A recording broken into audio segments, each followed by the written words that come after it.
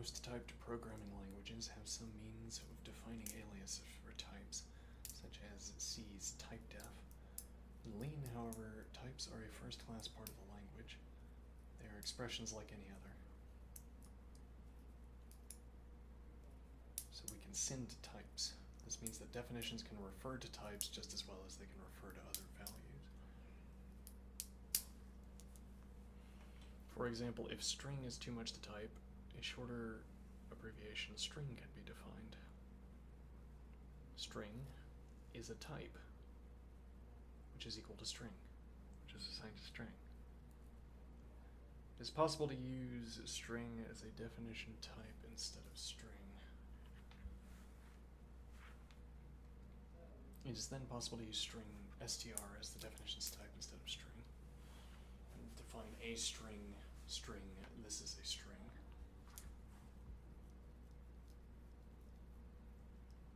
So we would have to be able to define our own types at some point, I presume. Let's see. It is then possible to use str as a definitions type instead of string. A string, this is a string. The reason this works is that types follow the same rules as the rest of Lean. Types are expressions, and in an expression, a defined name can be replaced with its definition. Because string has been defined to mean string, the definition of a string makes sense. Okay.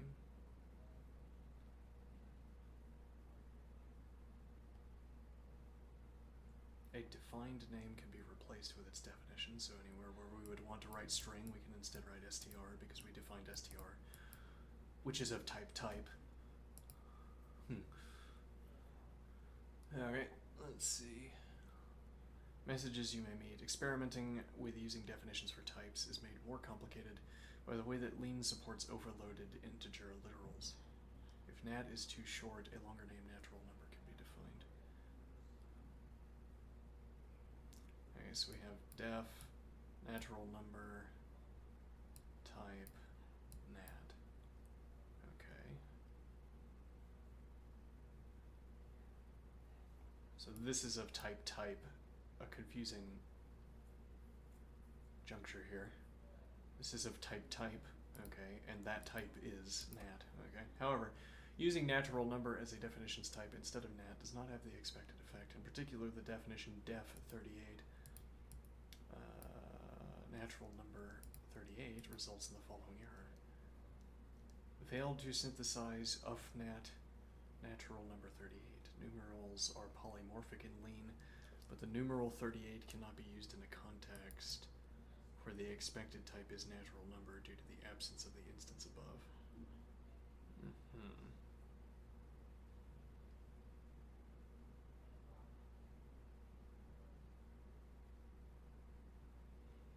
Polymorphic.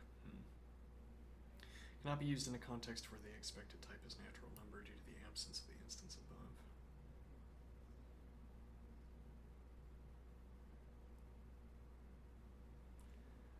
This error occurs because Lean allows number literals to be overloaded. When it makes sense to do so, natural number literals can be used for new types, just as if those types were built into the system.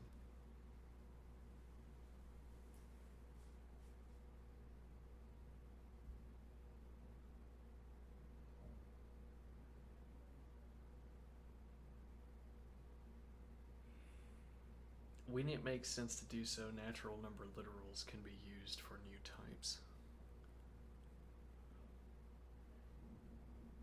This is of type 5. Just as if those types were built into the system, this is part of Lean's mission of making it convenient to represent mathematics. And different branches of mathematics use number notation for very different purposes.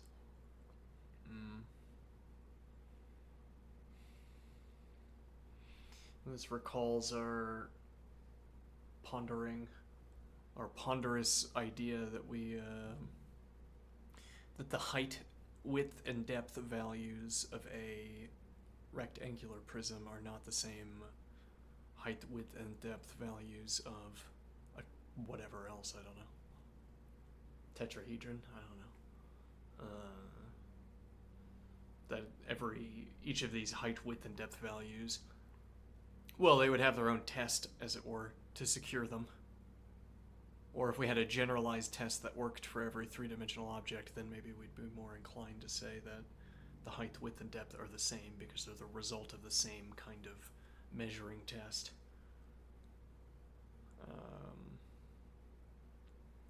However, using natural number as a type, let's see, this allows number literals to be overloaded. So the idea would be that if I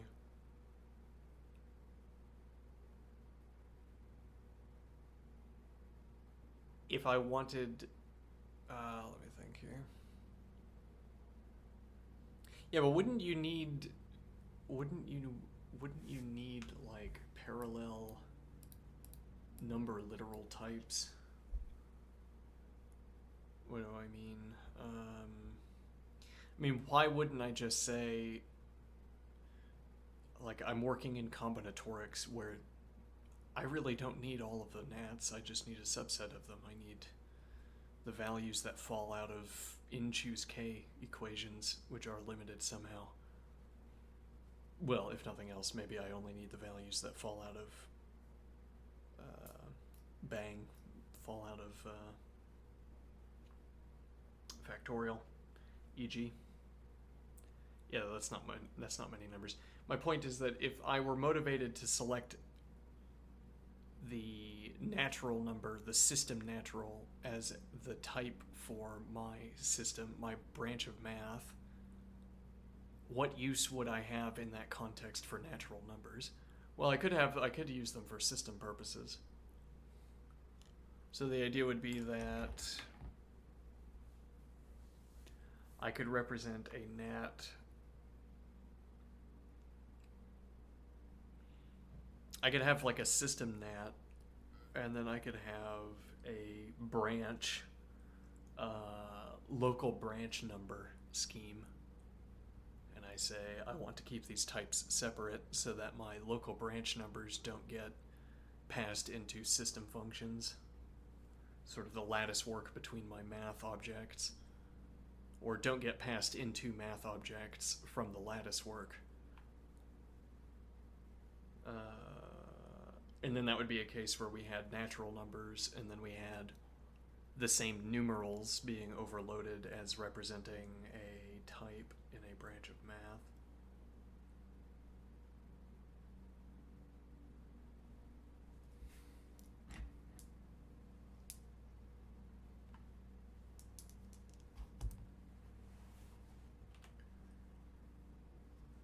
Let me see.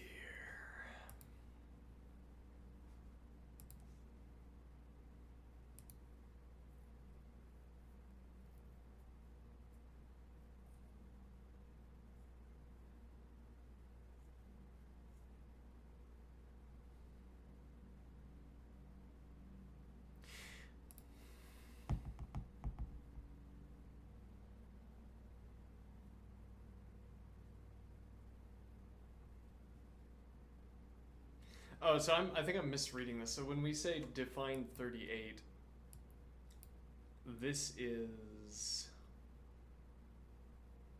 No, yeah, hold on. This is... We define natural number to be of type nat. Now I define 38 to be an instance of the natural number type, which is nat. And that instance in particular is 38. Right, results in the following error. This error occurs because lean allows number literals to be overloaded. When it makes sense to do so, natural number literals can be used for new types, just as if those types were built into the system. This is part of lean's specific feature that allows this overloading does not replace all defined names with their definitions before looking for overloading, which is what leads to the error message above.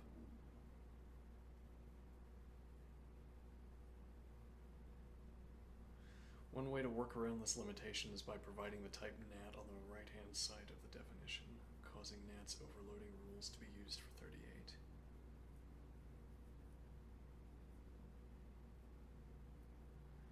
definition is still type correct because natural number is the same type as nat by definition.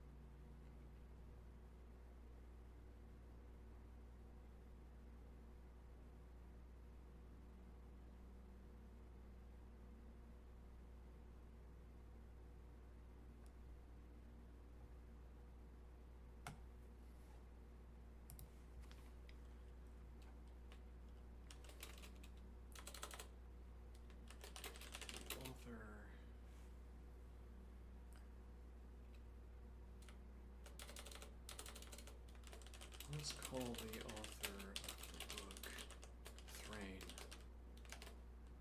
Okay.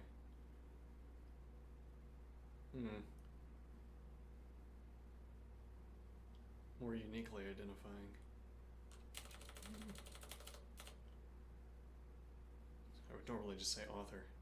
Let's call the author of the book author. Okay. Let's see.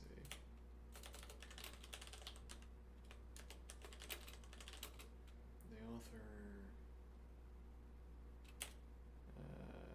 Let's not hammer that down. The author supplies these definitions.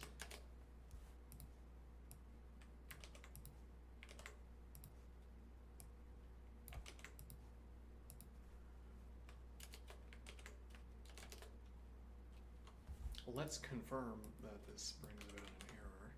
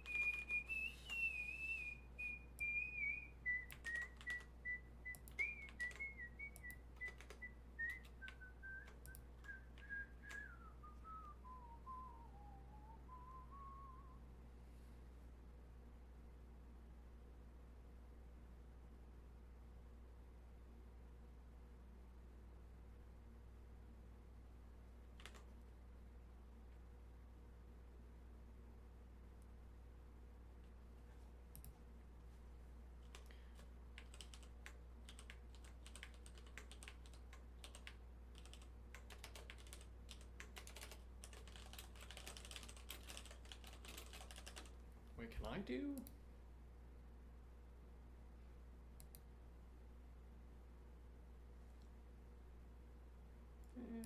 Let's see. These definitions trigger an error. The author explains.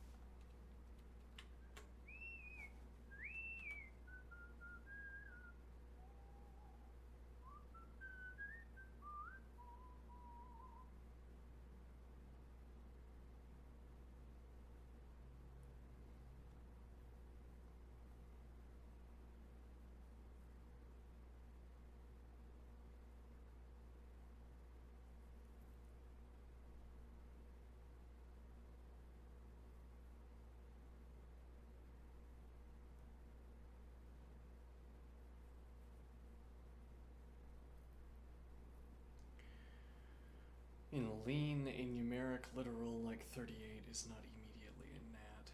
Instead, it's overloaded. Lean uses type class information. Lean uses type class inference to figure out what type of numeric thing 38 should be, a nat, an int, or a float, or even user-defined numeric types. This overloading is done via the of_nat type class, which provides a way to interpret a number literal as an element of a particular type.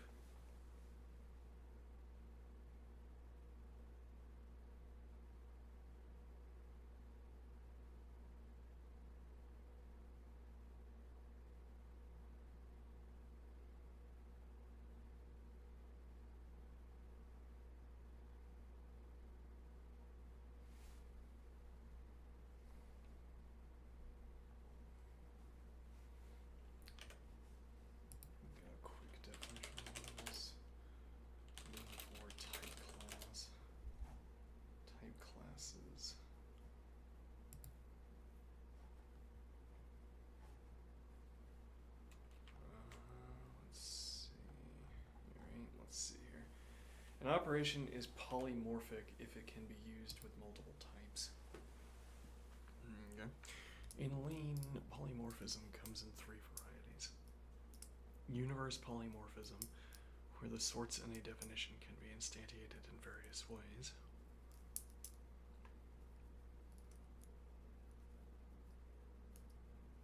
In Lean, polymorphism comes in 3 varieties.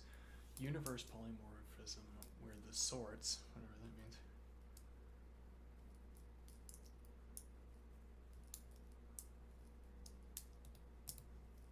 where the sorts in a definition can be instantiated in various ways.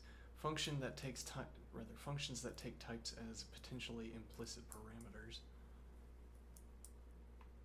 allowing a single body of code to work with any type.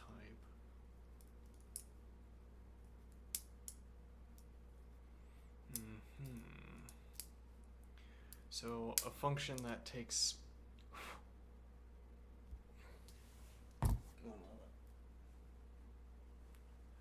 a function that operates over types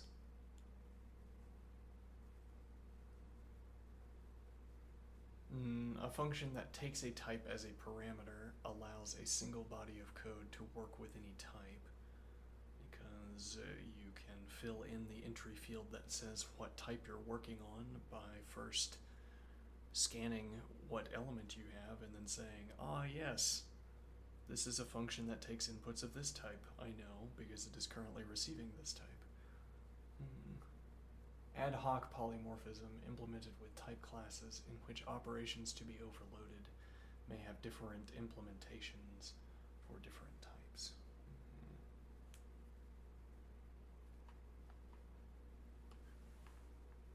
Is that more like what I just described? Maybe. Ad hoc polymorphism. Because Lean does not allow case analysis of types, case analysis, which I assume would mean something like, let me see here. Case analysis would be if, well, so am I supposed to take this to mean that you can't have if then else statements where the inputs to the if then else are types? But presumably not, because I should be able to compare types.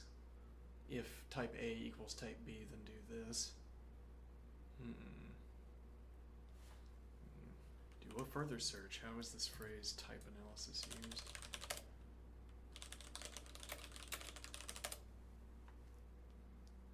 Rather, oh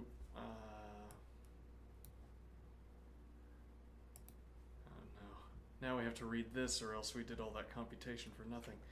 Alright, programming type analysis is a technique used to analyze the types of data used in a program, often to ensure correctness and prevent errors.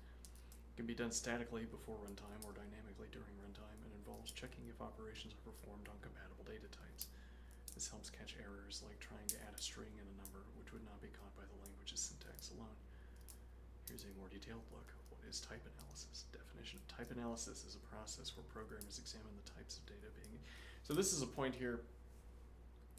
in the background of our discussion, I'd say, in the background of language, is that if you construct a sentence like this, it's implicit that this is a word that people have used. This is a phrase that people have used. When you say type analysis is a process where programmers examine the types of data being used, it makes it feel as though so type analysis, if I went up to a coder and I said type analysis, they'd say, yes, the process whereby I examine the types of data being used in their code, in my code, or some variant on this, something I recognize as a variant on this. It's more like when you use the word type analysis like this, and you say it is a process, as opposed to hedging your description, it's like you're saying if you had a coding book, if you had a textbook, you could find the phrase type analysis in the glossary, and the glossary would say, or the index, and the index would say, go to this page, and you go to that page, and there's a page that says type analysis. It's a chapter, type analysis. And then there's a more or less formal treatment of examining the types of data being used in your code. Okay, and then that would be the kind of case where this phrasing, type analysis is a process where so the problem is that this is going to fool people when people search for an offbeat term, a sort of out of society term. The model is nevertheless going to say, yes, this is a perfectly valid term. Is the model, the interlocutor here, this other interlocutor, this model is going to speak as if the term you've used is commonly traded. And you will implicitly be convinced that you're not talking nonsense, and in this case, like, I think I've input a technical term, and then all of the description speaks as if it is a technical term. Is it a technical term?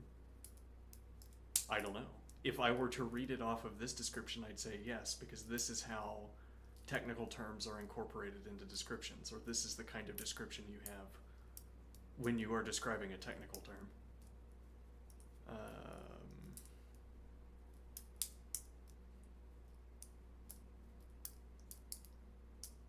So, I mean, more obviously, if type analysis is more like a derived term, if the model had to figure out what could this person mean by type analysis, then the model should not speak as if this is a commonly shared term. Okay. Whereas if I had correctly typed the phrase case analysis, that has, I'd want to say, a definitive formal meaning. Case analysis explicitly corresponds to syntax, like case syntax, literally, as opposed to type analysis, which, if it is anything, is an activity where you, it's not a syntax term, it's not a technical term, or it might be. I don't know. I typoed my way into this, but anyway. The main goal is to guarantee that the program will not encounter errors at runtime due to incompatible types. Okay.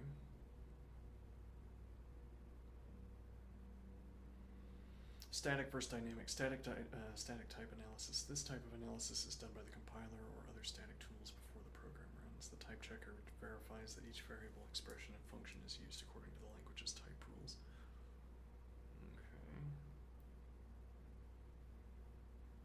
Dynamic type analysis. So, and function is used according to the language's type rules.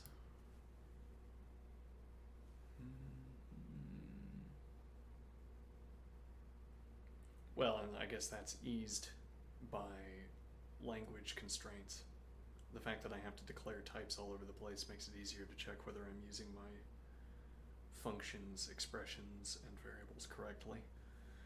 Dynamic type analysis. This involves checking the types during program execution. Dynamically typed languages like Python rely heavily on this approach. I see.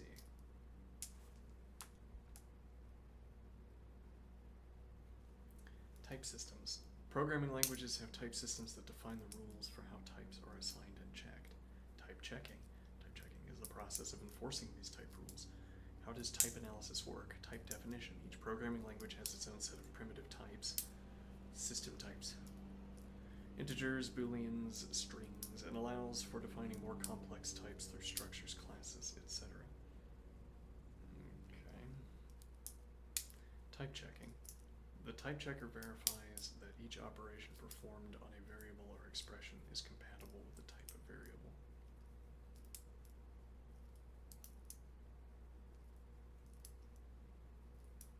Okay.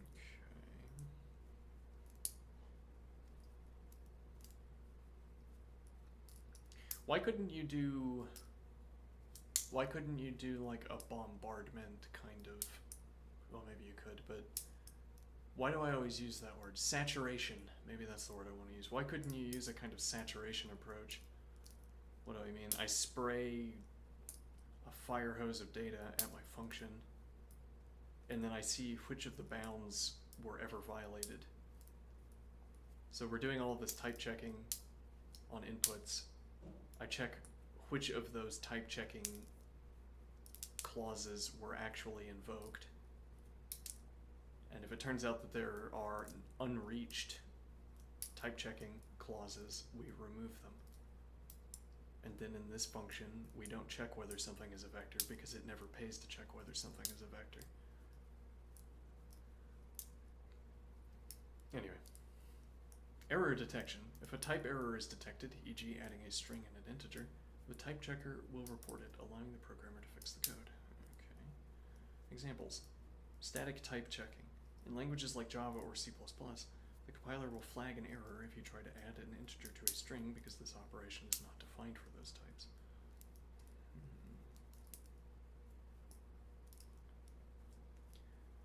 Dynamic type checking. In Python, you might get a runtime error, e.g. type error, if you try to add a string and an integer. You might get one because Python checks the types at runtime. Benefits of type analysis. All right, error prevention by catching type errors early. Type analysis can help prevent crashes and unexpected behavior at runtime. Code maintainability. Type information can be used by IDEs and other tools to provide better code completion and help programmers understand the code. I see. And improved performance. In some cases, static type analysis can be used to optimize code by allowing the compiler to make better decisions about how to execute the program. Yeah, I guess we should once more learn about the compiler before we speculate about the compiler. Though, actually, if we had like a short primer, here's what the compiler does. If you find yourself asking a question about what the compiler does, you can put it down because you haven't studied the compiler yet. The real problem here is that I don't know what the compiler does, so I don't know when I'm asking compiler-related questions that I have no way of answering. In summary, type analysis is a crucial part of programming that ensures the correctness and reliability of software by verifying that operations are performed on compatible data types. It is a key tool for preventing errors and improving the overall quality of code. All right, now that you've done that for me, Model, will you answer this question? What is case analysis explicitly? A programming case analysis, known as a case study, involves analyzing a specific programming problem, the process used to solve it, and the resulting solutions. I don't think that's... Here, the model is trying to trying to change the subject here. So this is a bad use of the OR operator. We showed a good use of the OR operator earlier, and the good use of the OR operator was I said A or slightly more contentious A prime. Okay, and now the idea was I try to carry both A and A prime with me as far as I can, and if at the end of my discussion I never had to get rid of A prime on pain of contradiction or error or something, then I drop the A. I just have the more contentious A prime, and if anything, if necessary in the future, I could take a step back to A. Now what I think our model friend here is doing is the bad kind of OR usage. I say A or B, which is what I would rather talk about. All right? B, which is plausibly the same as A. And then we just give up A when we start talking about B only. Yeah. And now it looks a little bit similar, except in this case we end up talking about the wrong thing. I don't want to talk about case studies, because I think this is a technical term, unlike type analysis that we described before. Like this is literally referring to syntax. I could be wrong. Literally referring to syntax, as in there's like racket case, racket length case.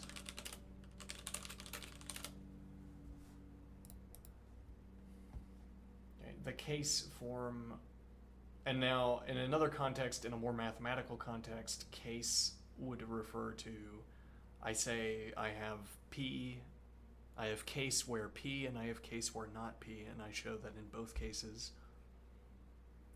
some statement holds, so I say it's a tautology. At least as regards P. Okay. Or yeah, I see what happens when I cycle through input cases, and then that would have, again, a kind of direct syntactical meaning. But more importantly, we would need a book to reference such a case. Yeah, okay, fine. I'm gonna go on to ignore that. Wait, what did I? Right, I was worried that we might be.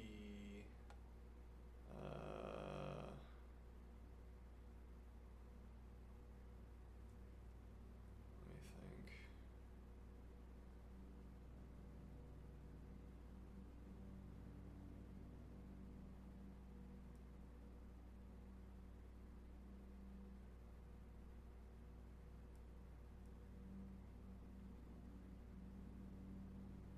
Did I make up the phrase type analysis? Hold on. No, we were looking here at type classes. Ah, right. And now...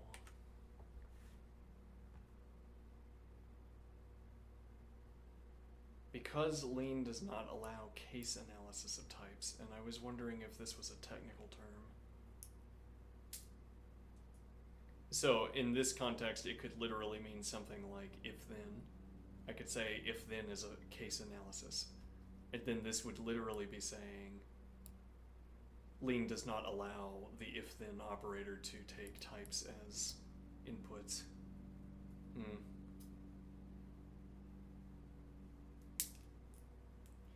Polymorphic functions implement operations that are uniform for any choice of type argument. Because Lean does not allow case analysis of types, polymorphic functions implement operations that are uniform for any choice of type argument. For example, list map does not suddenly compute differently depending on whether the input list takes strings or nats. Ad hoc polymorphic operations are useful when there is no uniform way to implement an operation. And it says does not suddenly compute differently depending on whether the input list contains string or nats. So I can use list map, whether I have a list of strings or a list of nats. I simply have to offer or to provide a function that takes strings or nats respectively as inputs.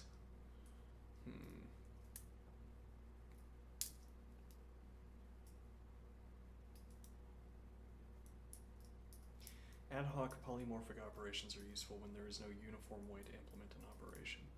The canonical use case is for overloading arithmetic operators so that they work with nat, int, float, and any other type that has a sensible notion of addition.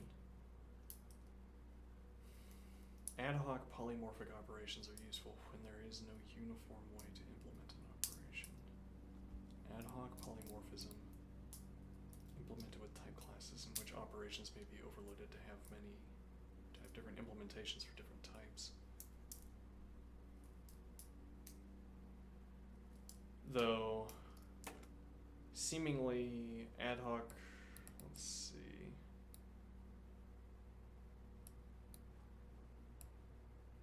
When there is no uniform way to implement an operation. Though then it's Well, actually, I mean, I guess I don't know here.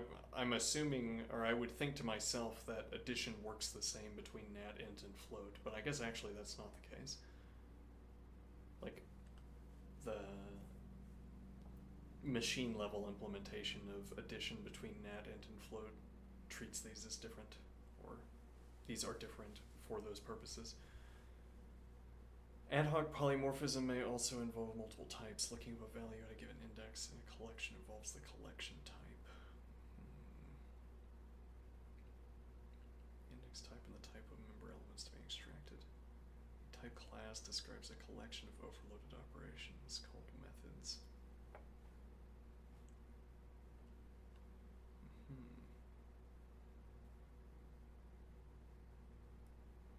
And that actually brings us back to where we were over here, albeit I'm not sure with how much additional understanding. Let's see.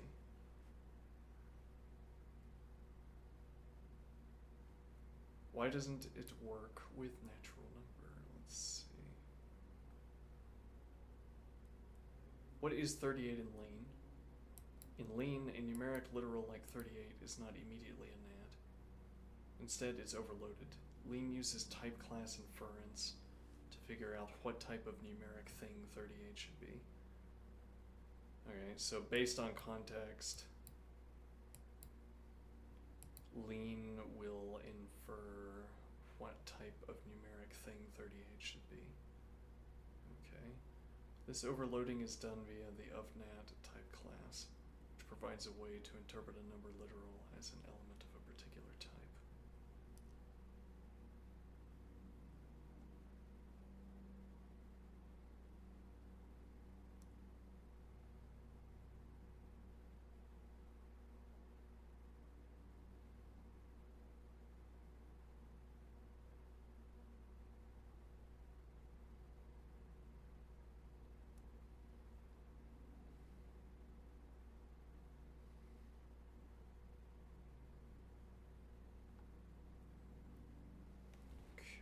Let's go back over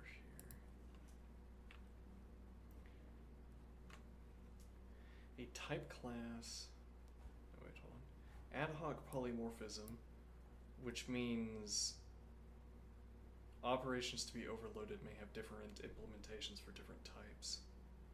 So addition, e.g., paradigmatic case, addition has to be handled differently depending on what the type of the input is. So, but the addition operator, the plus symbol operator, still takes arguments of any of these types.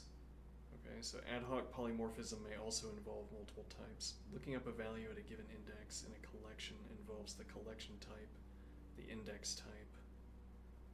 Looking up a value at a given index in a collection involves the collection type, the index type, and the type of member elements to be extracted.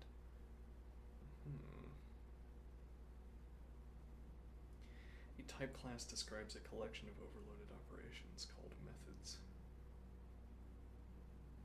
together with the involved types.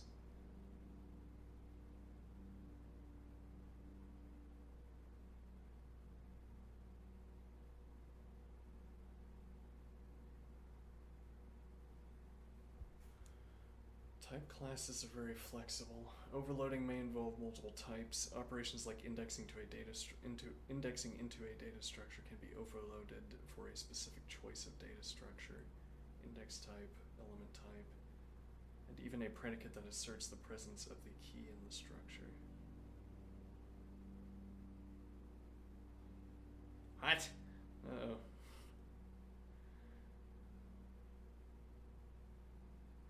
Number of natural number literals. The ofNat type class is used to interpret natural number literals. So the type class is going to contain... The type class is a collection of overloaded operations. So ofNat is going to... The type class is a collection of overloaded operations. Okay. Which are those overloaded operations that accept natural number literals. And the idea is that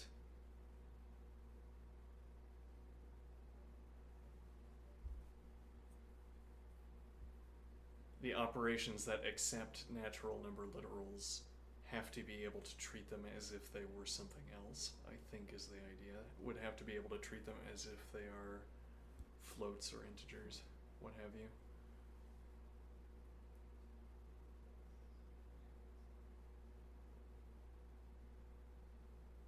The class of nat alpha n powers the numeric literal parser. If you write 37 alpha, Lean will attempt to synthesize of nat alpha 37 and will generate the term of nat 37. So desugaring, it looks like, side point here, desugaring is a term that the documentation itself uses. The type of expressions contains a primitive constructor for raw natural number literals. Raw number literals are always a type nat. So it'd be more correct to say that Lean looks for an instance of nat alpha. It generates the term.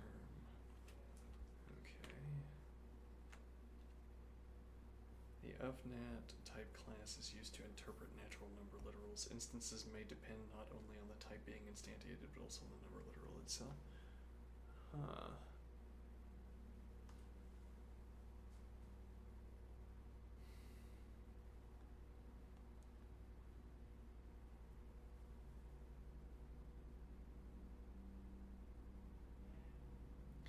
While ordinary polymorphic functions simply expect instantiation with arbitrary parameters, the operators overloaded with type classes are to be instantiated with instances that define the overloaded operation for some specific set of parameters. No, I don't think I'm getting anywhere with this. I gotta be careful of just sort of reading. I can read every word. No sentences. Rare is the sentence that will make me stammer. But that doesn't mean that I understand what I'm reading. Let's see.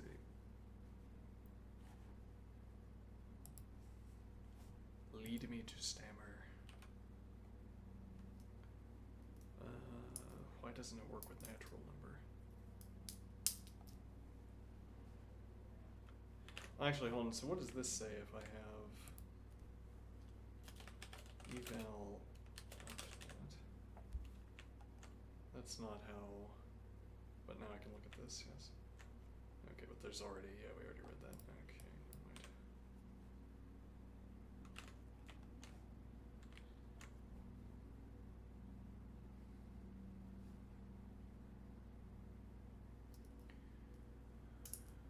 You write define natural number type nat. You've created a new name that refers to nat, but that name isn't unfolded during type class resolution.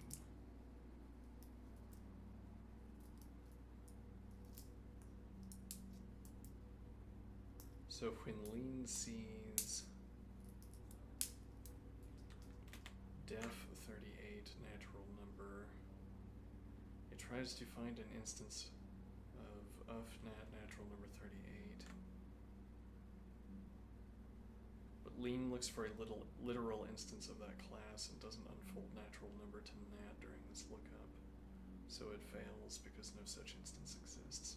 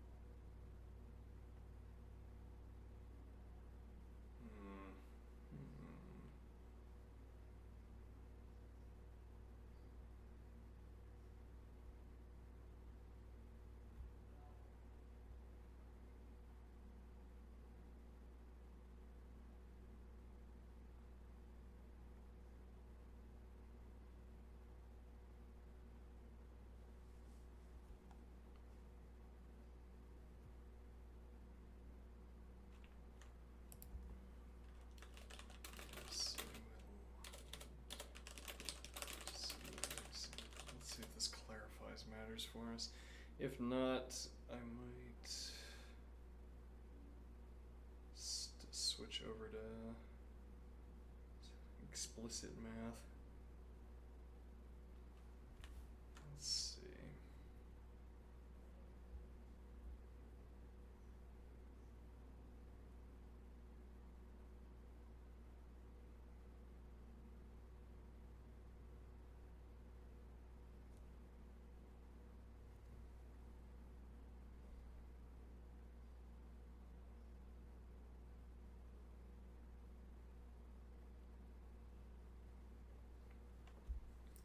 So this is a way of defining structs, which are types, I suppose. MyNat, well, they're like types if nothing else. Where valNat, really where is part of the syntax, that's interesting. Step 2, add an ufnat instance. Now we tell Lean how to interpret number literals as MyNat.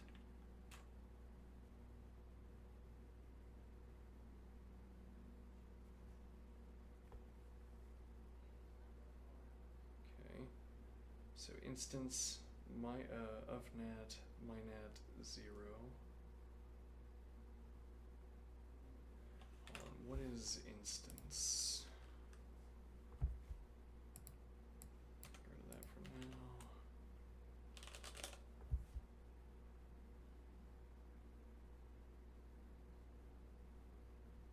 now. What? Sorry, Axe for all unit sort true const name unit num string anonymous of nat test file. What?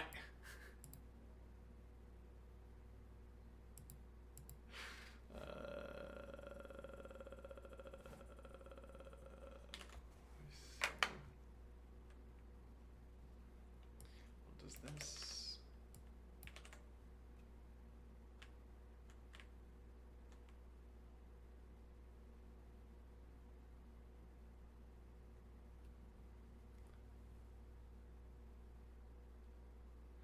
Hold on.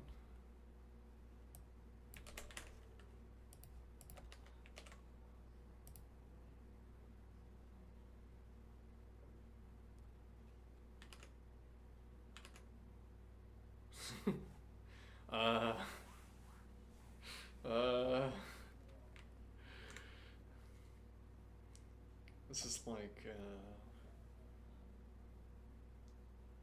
some kind of noun-based naming scheme, like like how they used to name, or maybe they still do it this way, name clips and GIFs. Instant lawful identity nat.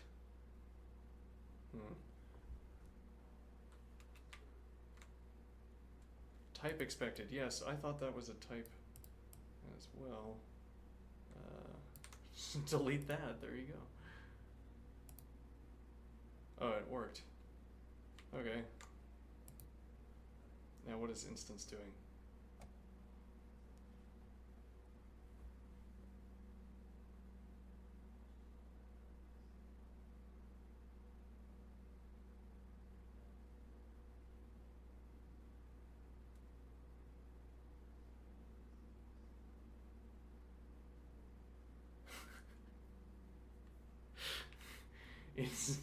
Instance of nat MyNat of nat of nat MyNat 0. Yeah. This is making a lot of sense. Now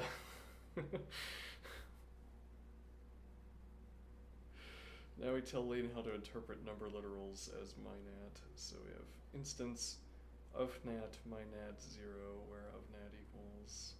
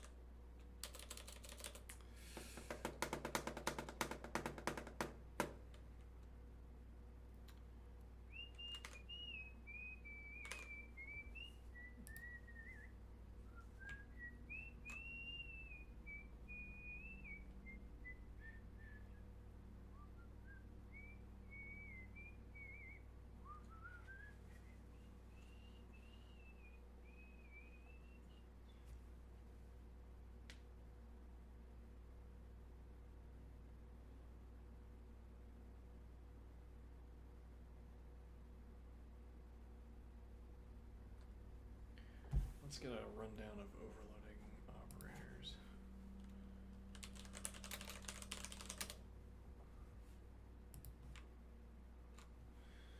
Operator overloading allows you to redefine the meaning of standard operators when they are applied to user-defined types. This means you can make operators work with your own classes in a way that makes sense for your data structures. Here's a more detailed explanation of what it is. Operator overloading is a feature that enables you to define the behavior of operators for objects of your own classes and why it's useful. It allows you to write code that is more intuitive and readable, especially when dealing with custom data types, right? How it works. You create special functions, operator functions, that specify how the operator should behave with your class's objects. You can overload, you can overload the less than operator to enable custom output formatting for your classes. Overload the plus operator to perform addition on objects of your classes.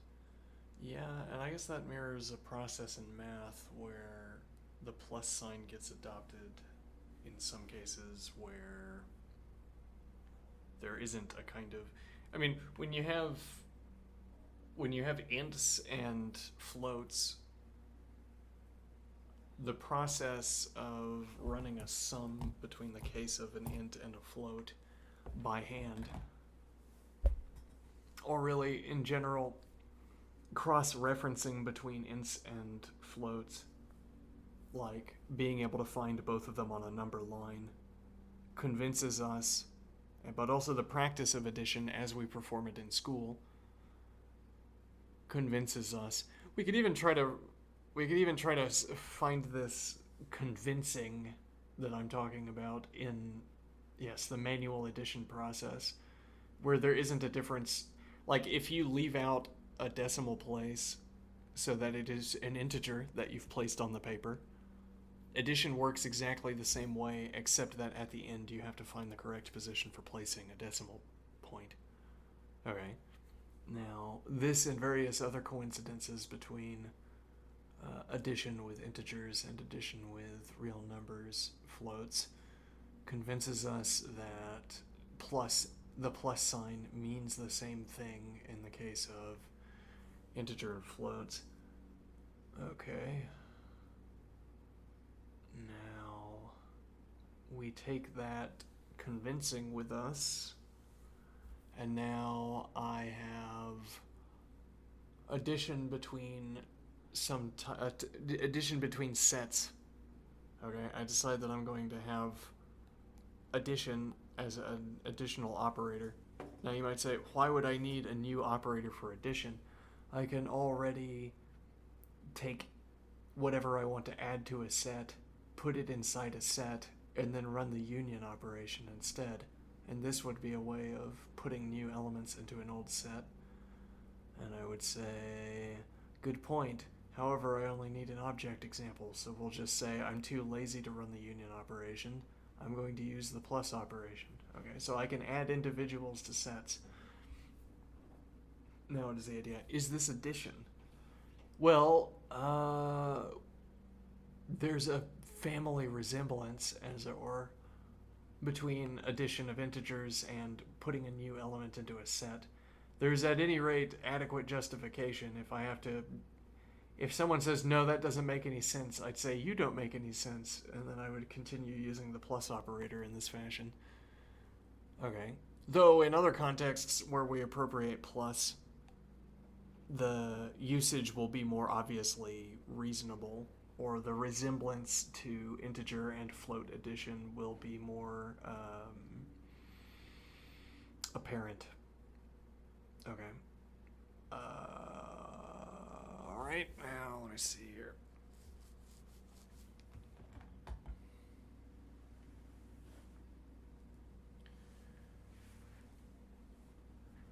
You can overload the plus operator to perform addition on objects of your classes. Okay. You can overload the equals operator to implement custom assignment semantics for your classes. Interesting. You can't change the number of operands of an operator. You can't change the precedence or associativity of an operator. You can't overload certain operations like dot or colon. Okay. Benefits: improved readability and intuitiveness of code, support for polymorphism, allowing the same operator to have different meanings depending on the types of operands. Alright, there's our accounting for operator overloading. Now we come back over here. Let's see.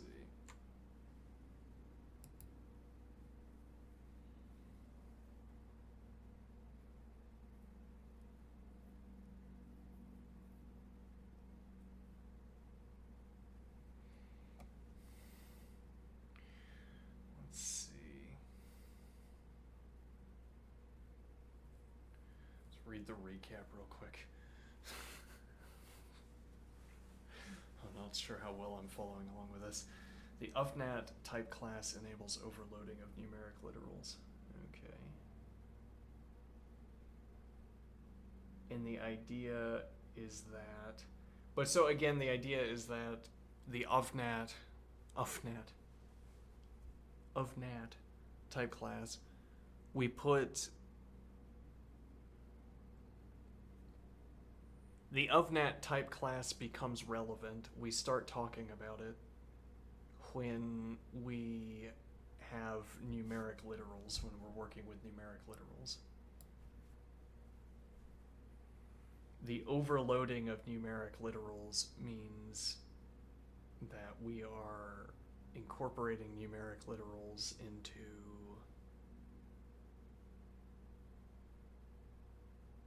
we are designating that numeric literals can be taken as inputs to new functions, and when they are used as inputs to those new functions, they will be treated as whatever type that function accepts. So providing a numeric literal to a function is not going to confuse it if it is anticipating its own special type of integer,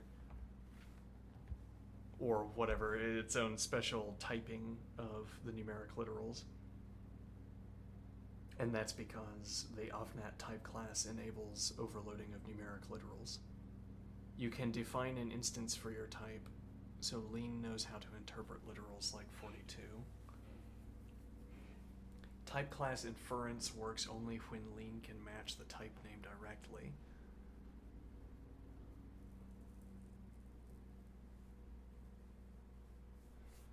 Let's look at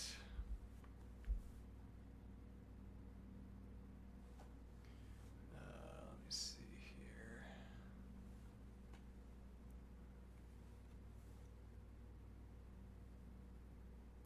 So we define a structure mynad.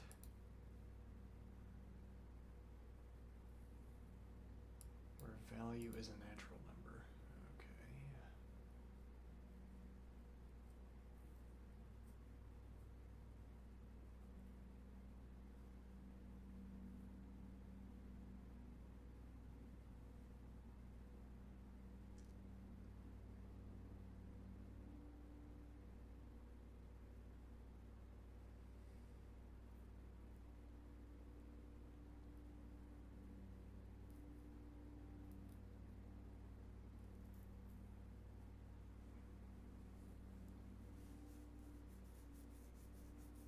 So this is providing instances of, in the interlocutor's terminology, providing instances of mynats.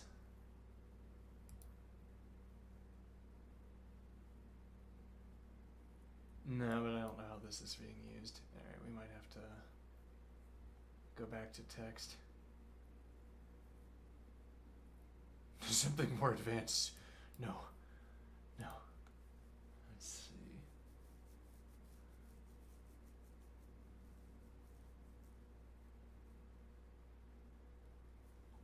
No. I think we've already gone too far.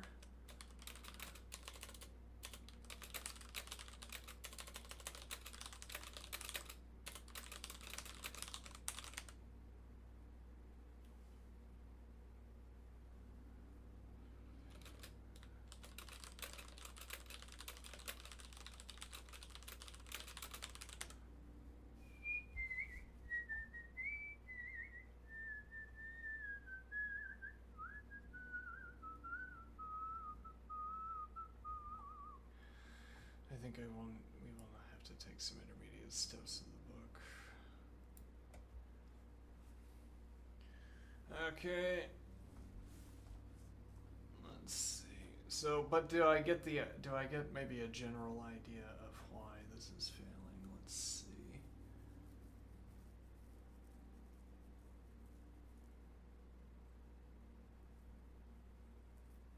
So when in this description, a loose summarization of this description is that, of this description is that in the type checking, the way the type checking mechanism works, this definition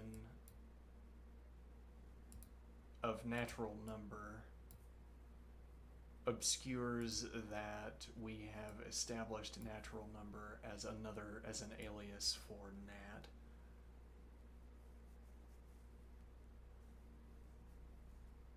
This is obscured in the sense that the type checking mechanism does not unfold the name natural number to the point of seeing its association with nat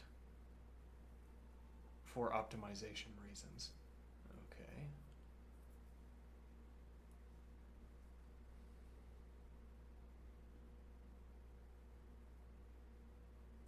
This overloading is done via the ofNat type class, which provides a way to interpret a number literal as an element of a particular type. Why doesn't it work with natural number?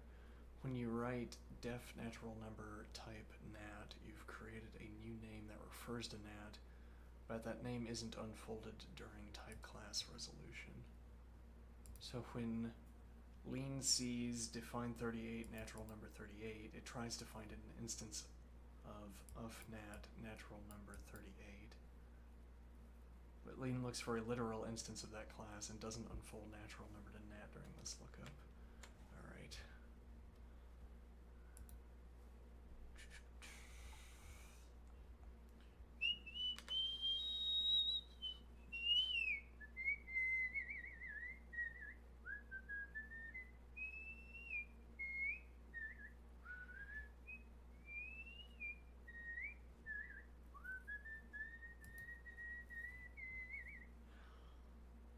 The specific feature that allows this overloading, so this is the sort of book-based summary of what we were just talking about.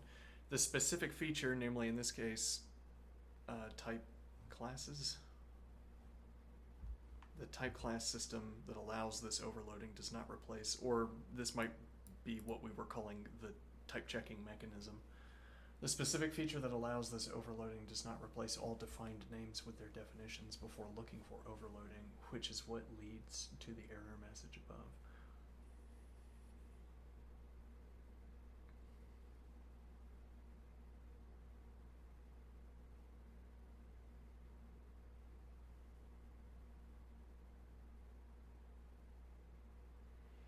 One way to work around this limitation is providing the type nat on the right-hand side of the definition, using nat's overloading rules to be used for 38. The definition is still type correct because natural number is the same type as nat by definition. So this definition doesn't say whatever doesn't read this and then say nope, that's not an instance of natural number because we have defined natural number to be the same as nat. So this doesn't trigger some kind of error. The definition is still type correct because natural number is the same type as nat by definition. Another solution is to define an overloading for natural number that works equivalently to the one for nat. This requires more advanced features of lean, however.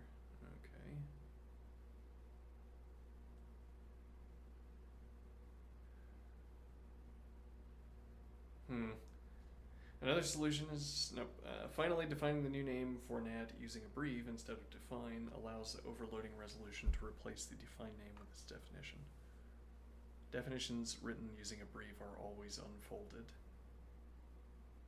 so that when I find I don't like,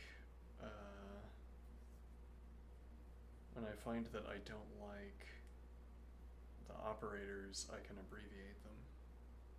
I can anti-abbreviate them using the abbreviate command. Min can be made into minimum. Let's see.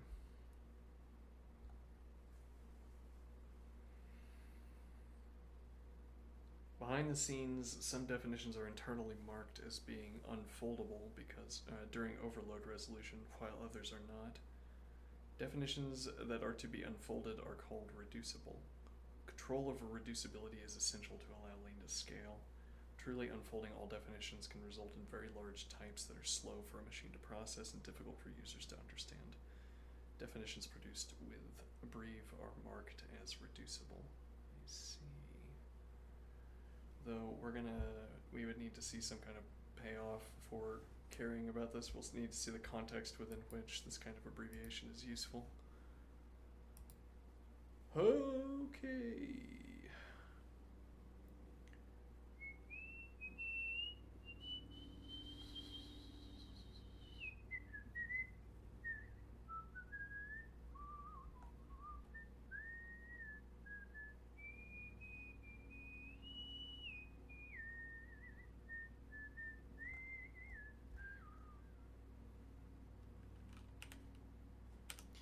Alright, we can switch over to calculus.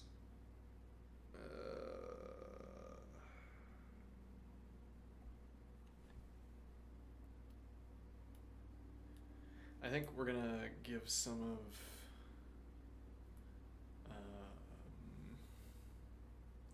we're about to reach in axiomatic set theory. We're about to reach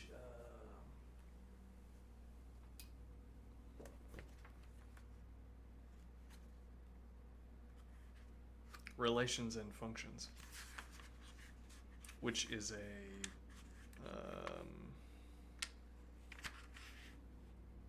step. It's the theorem proving goes much the same way, but the content is different. But okay, it's a kind of a breaking point. And what is the point? Point is that we can input all of the theorems leading up to this juncture, use that to learn the theorem proving mechanism. Okay, and then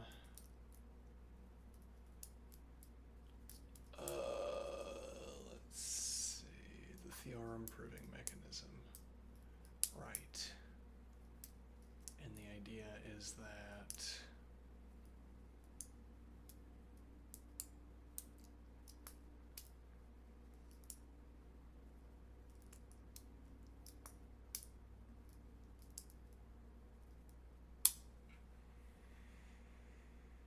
well, we'd be able to incorporate practice with the language into each upcoming theorem. Like after we finish writing out a theorem, solving it on paper, we could input it, make the process in tandem. Okay.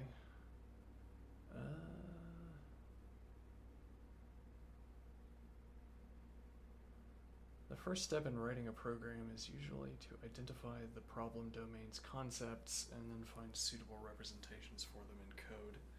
Sometimes a domain concept is a collection of other simpler concepts.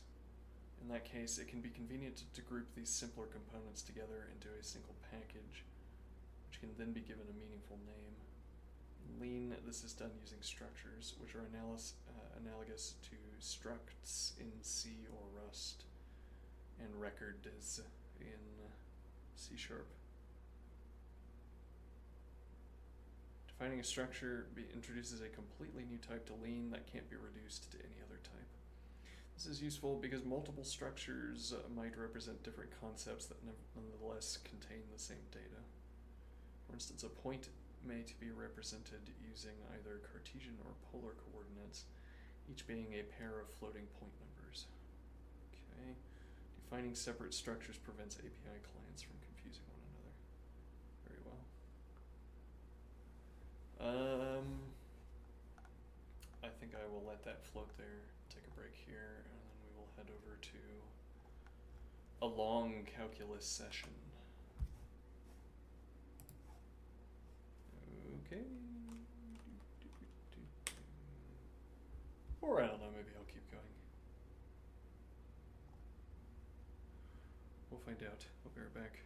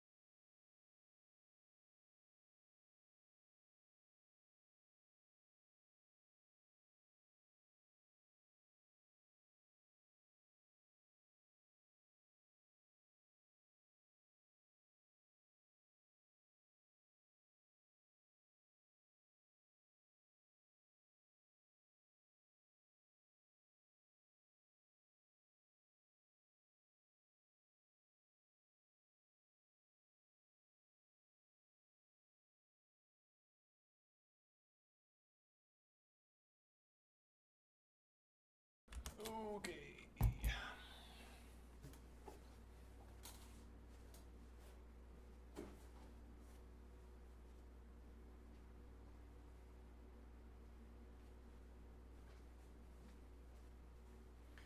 Now what? Well, now I'm going to wiggle about for a few minutes, and then we're gonna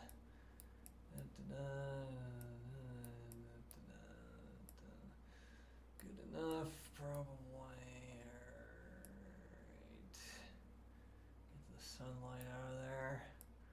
I need sunlight.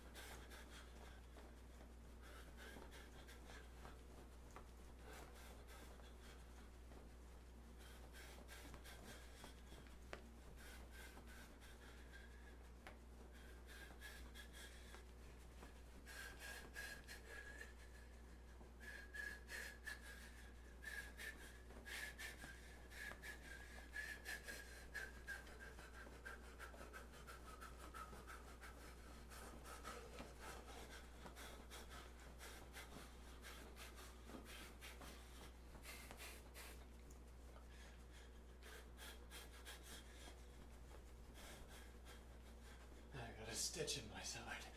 How embarrassing.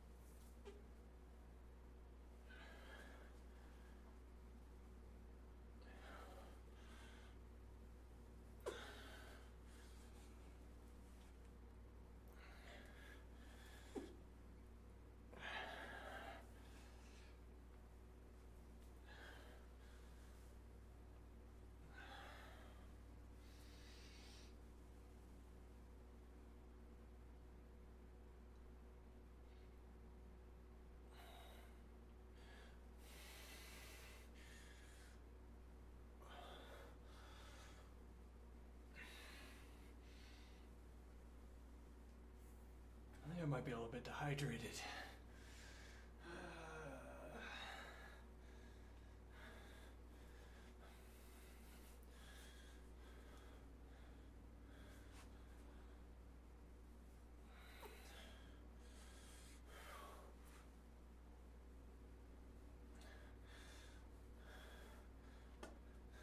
Let's see, when did I do the other day?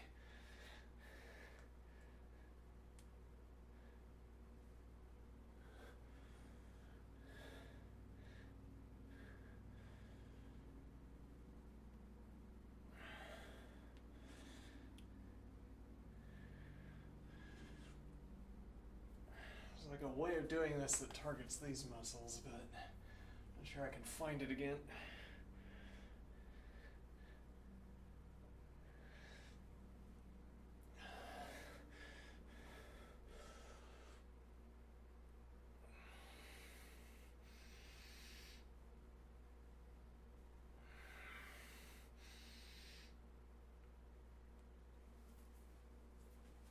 What I should do. See, the thing is, I don't get credit. I don't get credit, visual credit. You know how much weight I'm lifting here? I don't either. But it's non-zero. If I had actual weights in my hands, this would be impressive to some degree. It would at minimum be clearly an instance of exercise, I guess. Whereas here I could just be doing, make that observation too much. Yes, well, in my head there's someone always suspicious of me.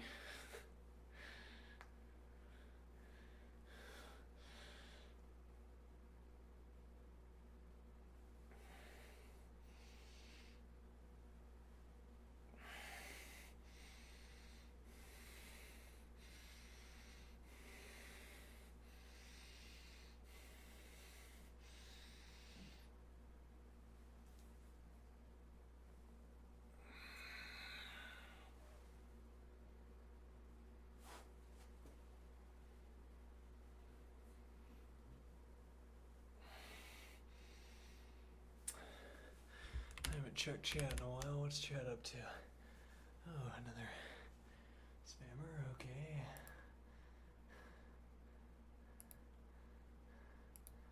Apparently remove the space has not become a sort of marked term for deletion. Curious.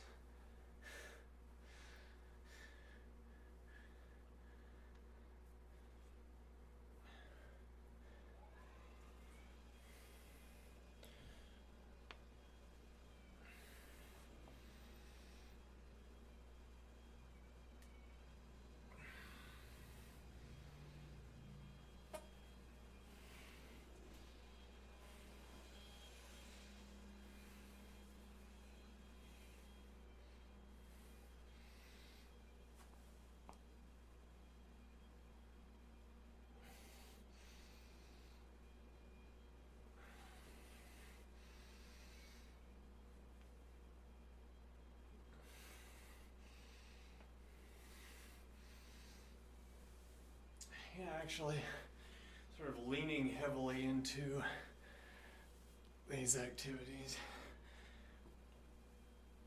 More visually engaging, but also activates ancillary muscles.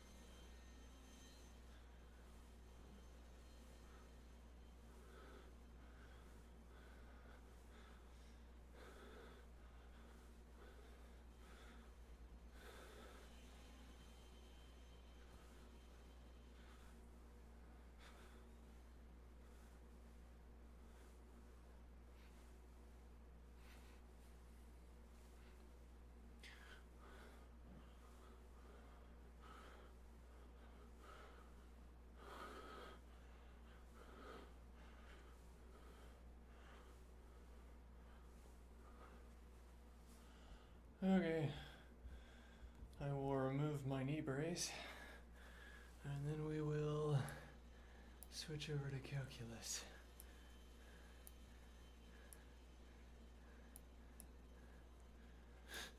I'll sit over here, actually. Alright, be right back.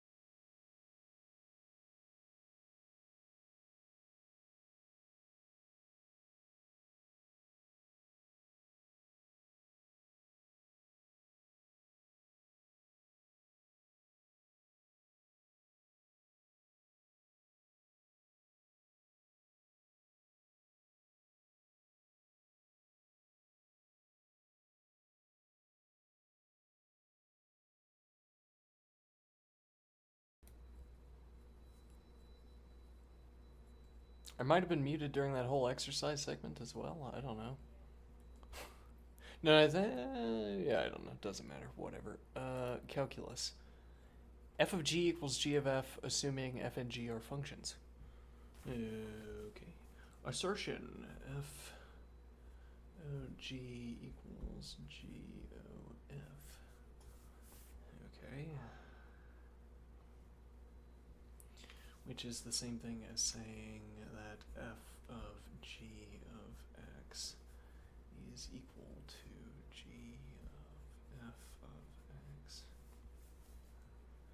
And then that would be a little postscript quantification here for all g and for all f. Okay, now what?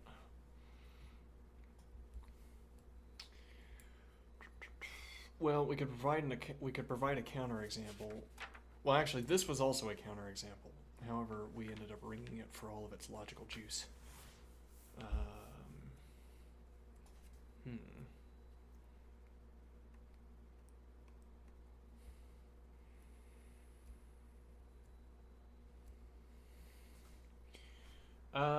Okay, suppose we take this for granted.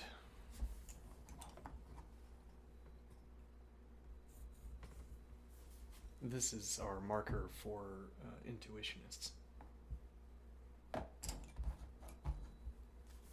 Just in case anybody wants to avoid the law of non-contradiction.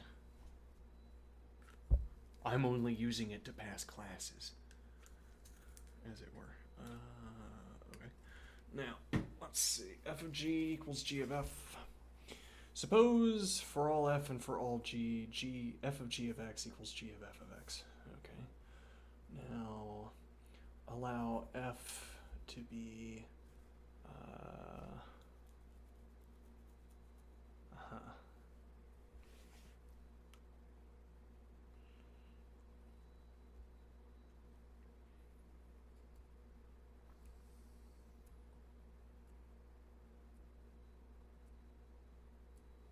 allow f to be,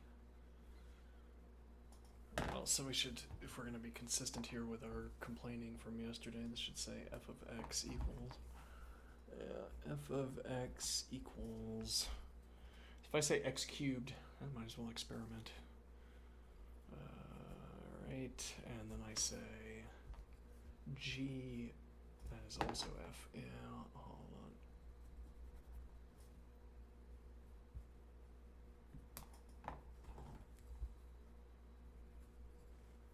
G of x is equal to x plus 1. Okay.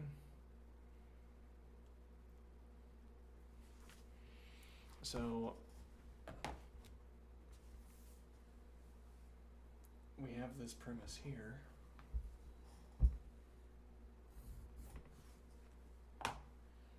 Alright, and what does that premise tell me? It tells me that for all g and for all f, f of g of x equals g of f of x. Indeed, and now, so given that these are, we'll say f1 of x and g1 of x. Alright, so now we have f1 of g1 of x is equal to f1 of x plus 1, which is equal to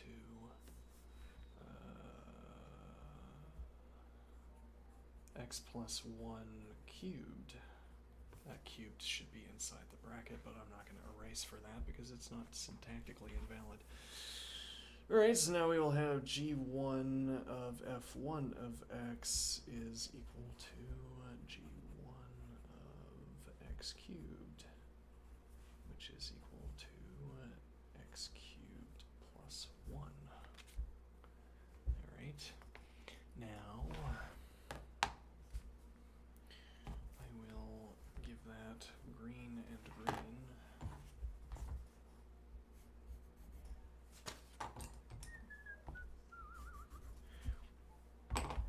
Now, according to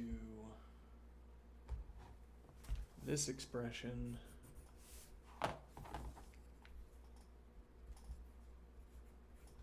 x plus 1 cubed is equal to x cubed plus 1. Sounds plausible to my ear. Just rolls off the tongue. X plus 1 cubed equals x cubed plus 1. Okay, now what am I going to say? Now I am going to say that... What is x plus 1 cubed? Notably, x plus 1 cubed is interderivable with... I had this as a technical term, but now I'm not sure how I used it before. Maybe that shouldn't dissuade me from using it now. We could literally use interderivable with... We could also just use the standard exclamation mark. We don't have a firm grounding in what those distinctions would be saying. For what those distinctions would be saying. Like, this is saying x plus 1 cubed equals x cubed plus 1. Let me see. Yeah, what does equality mean exactly? But whatever, we'll say, yeah, sure, interderivable. We could say this is like a lemma sequence, isn't it? Alright, so we're going to have x squared plus 2x plus 1 times x plus 1. Okay.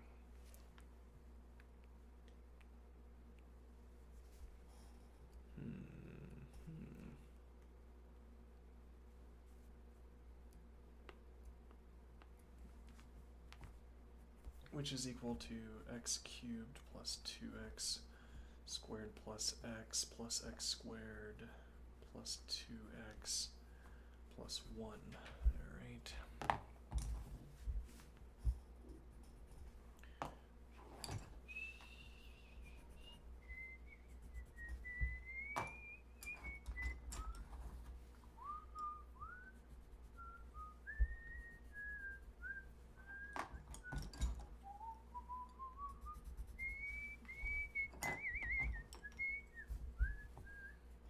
Is equal to x cubed plus 3x squared plus 3x plus 1. Ah, yes, the binomial theorem. Right, that would have saved us some time. Let's see.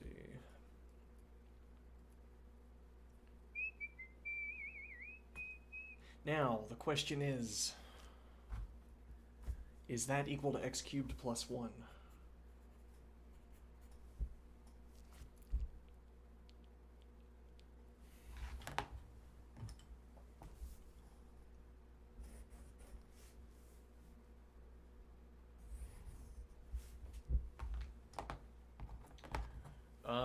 Only if, let's see, 0 is equal to, so these two cancel and these two cancels. We'll have 3x squared plus 3x.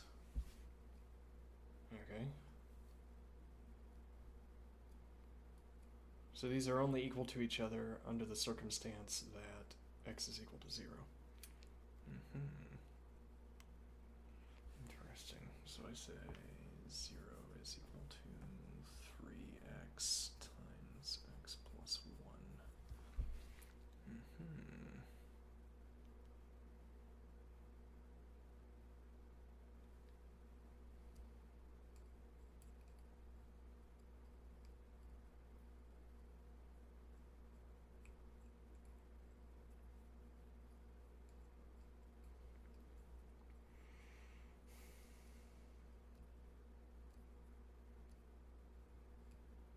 So x could be -1 as well.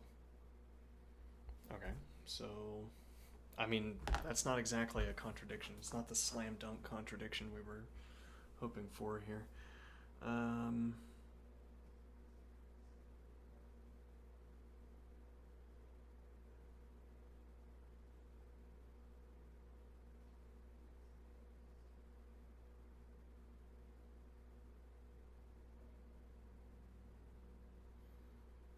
Yeah, what am I trying to do with this? Let's see.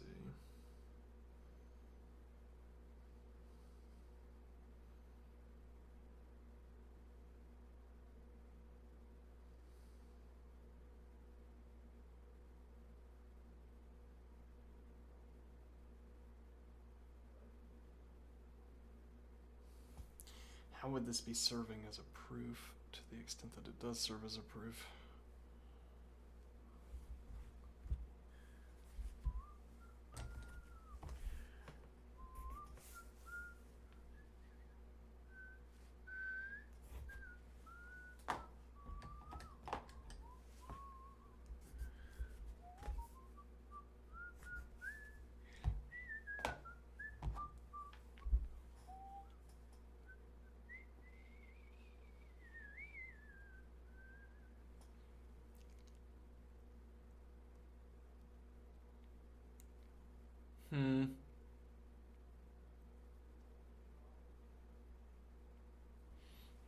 Well, I guess we could do for all x and const that on the end.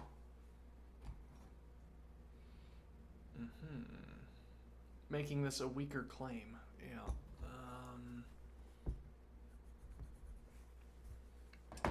Well, rather making this a stronger claim and then making our disproof weaker. We're proving something more specific. Yes, though we wouldn't expect to prove that for all f and for all g and for all x.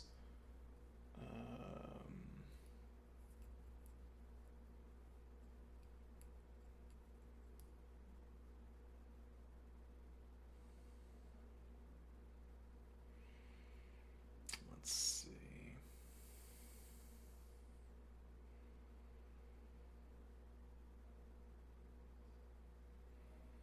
Not reasonable to expect to be able to prove that the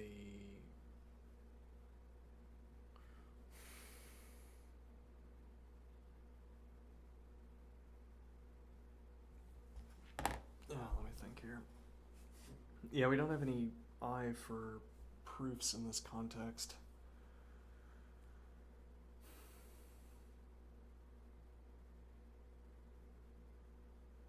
Yeah, well, I mean, this alone doesn't have, sort of doesn't have a meaning, right? Or we would need, maybe this is why we were fretting over the equality operator here.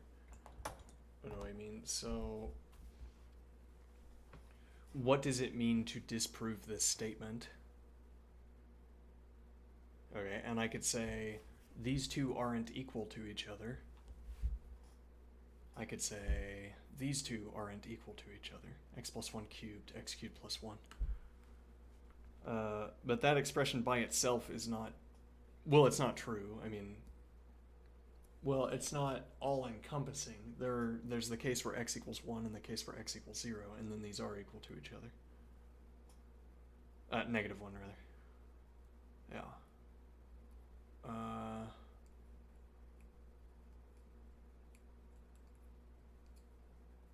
So it's saying this statement is false is not quite true. Now, again, if we extend the statement, though one wonders, I mean, I could extend any statement in such a way that I become able to disprove it. I mean, sort of most easily, most readily, I could just and on a contradiction. F of g equals f of g and 1 equals 2. That becomes false. All right, so how do I know that this addition wasn't some sort of trick I'm placing on myself? I mean, it's obvious in this case. Well, I mean, in this case, it's obvious what adding adding on for all x does in this proof. Now we're saying, well, really what it does is it specifies what this equality is supposed to mean. It tells us the equality of identity. It would be saying that if A is equal to the set containing its elements ... negative 1 0 1 ... all right, then B sub F is equal to ...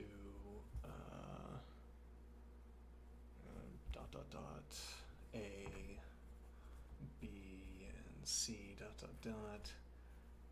and B sub G is equal to the set containing its elements ... A, B, and C ...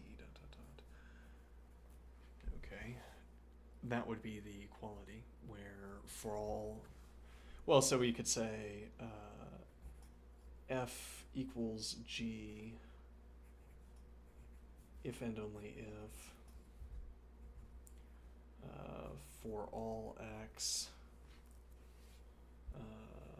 f of x is equal to f of x is equal to g of x.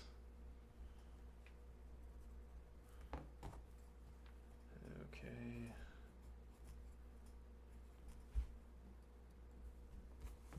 Now, we might want to say,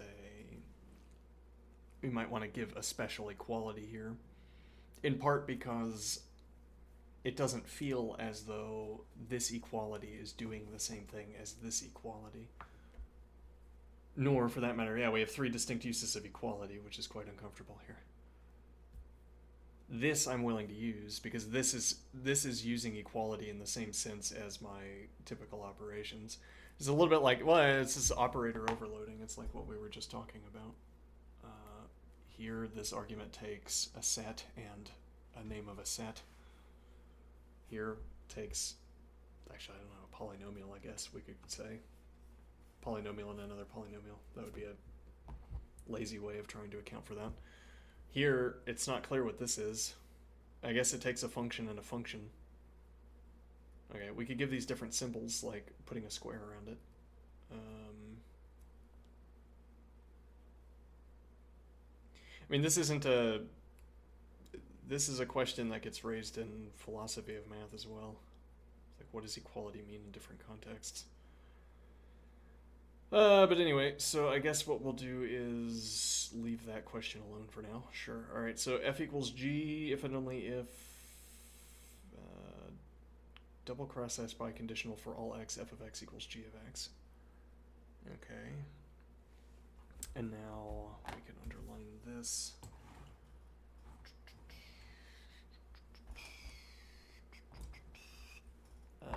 This would be a typical. Okay.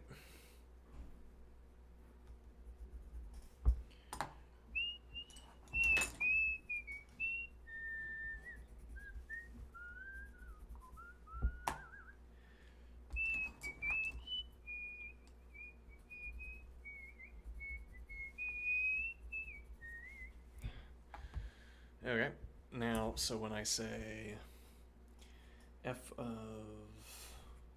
g is equal to g of f, this is how we color in.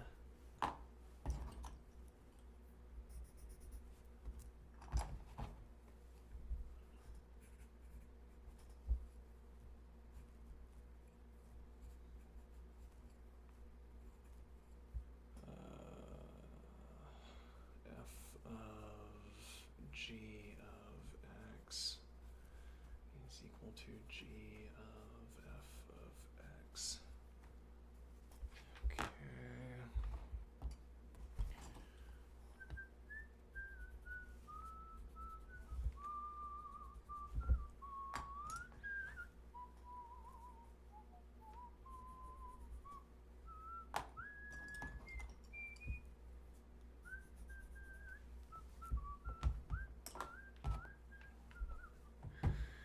All right.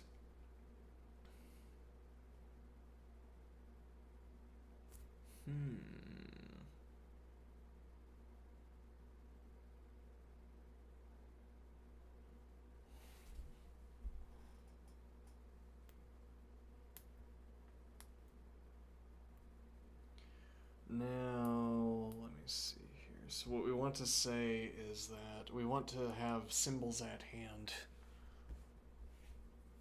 Okay, and I want those symbols at hand to say,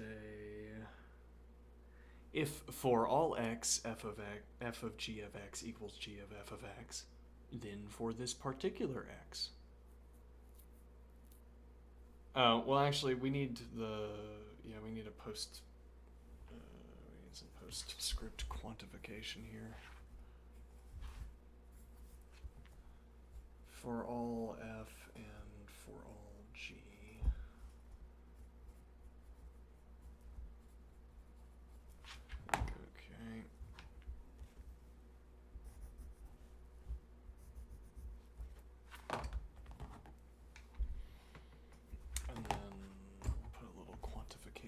adjust in here as well. Okay. Now what?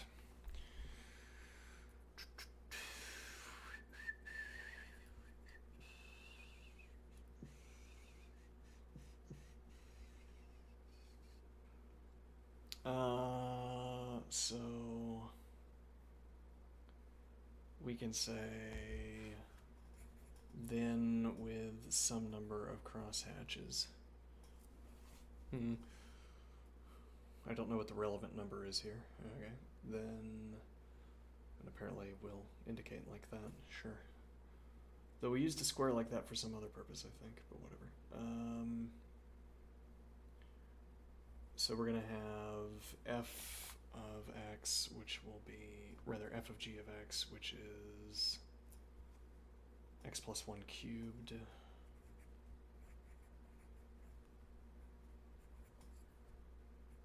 is equal to, I forgot the quantification. Yeah, we can do postscript quantification. X plus 1 cubed, and then x cubed plus 1. Alright, wrap that in brackets. For all x. Alright, so there we've cashed in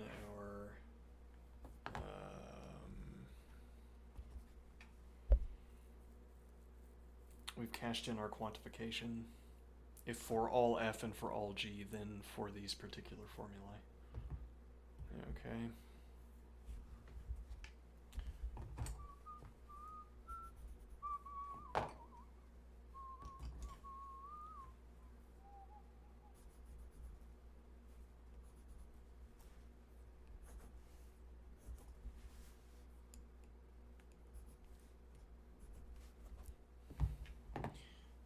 Alright, and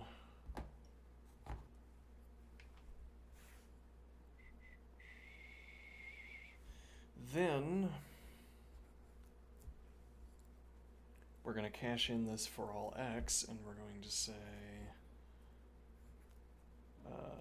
2 plus 1 cubed, whoops, is equal to 2 cubed plus 1. Okay.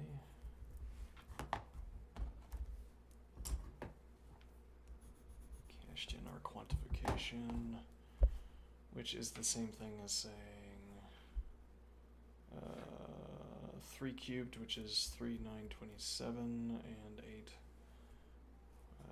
Well, okay. We'll do interderivable with, and delete the colon over here.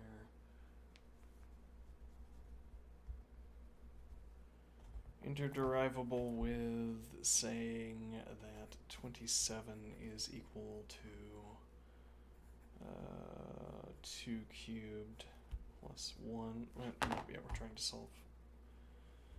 Right.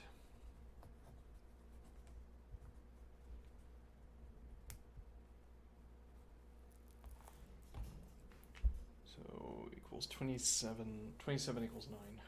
Okay. So, if and only if, and I'll put a little note here that we gave this to ourselves. If and only if 27 equals 9 and not 27 equals 9. But that's a contradiction. Yes, that at last is a contradiction. Okay. Which means that one of our assertions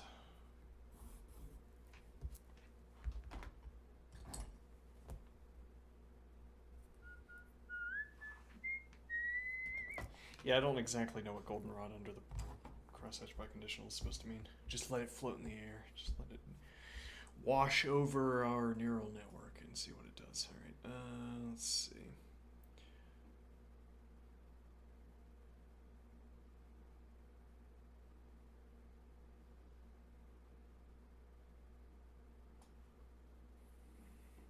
So we say that that is a proof of some kind.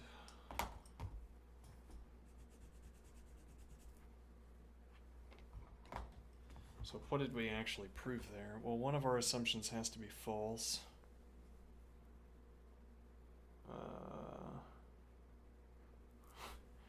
Either our assumption that f of g equals g of f for all, either our assumption that for all g and for all f, and for all x, f of g equals g of f, or our assertion that f of x is equal to x cubed, or our assertion that g1 of x is equal to x plus 1, I suppose. Though I don't know, this seems to be our only assertion, so I guess we'd say that's what's false. Though this was accomplished through the dirty trick of invoking the law of non-contradiction. So I give it a red mark, and I fail the student and kick them out of university. Okay, now let's go to a relation that passes the horizontal and vertical line tests is a one-to-one function. Interesting. So this is saying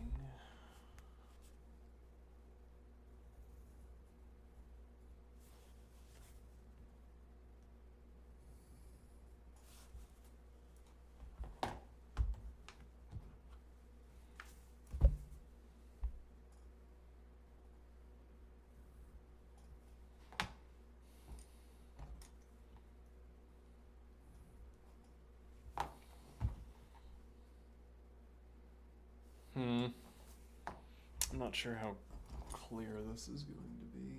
Let's see.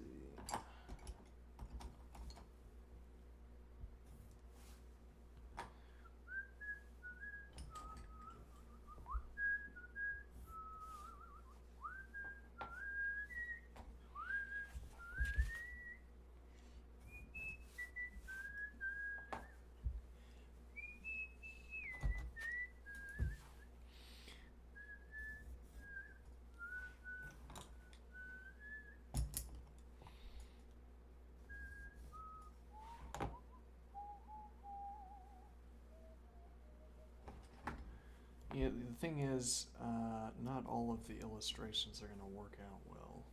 Okay? Not all of them are going to be as illustrative as we would like. But if you are unwilling to try, then you'll never get good at making examples. I need to cut that nail. Just let it grow for no reason. Let's see. Really out of proportion there. Just like, I guess I need to use it as a box cutter, I guess. Alright, now what? Let's see.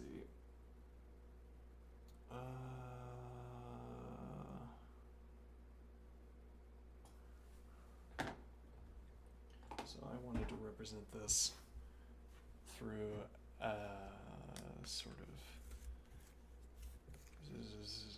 uncharted usage of the binary operator, which is that we use the lack of the other binary operator indicatively.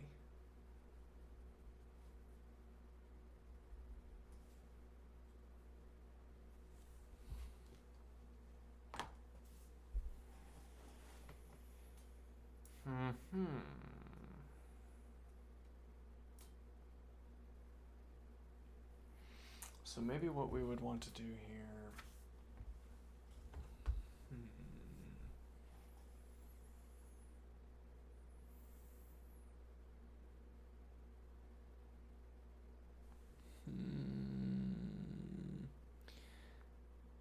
A relation that passes the horizontal and vertical line tests is a one-to-one function.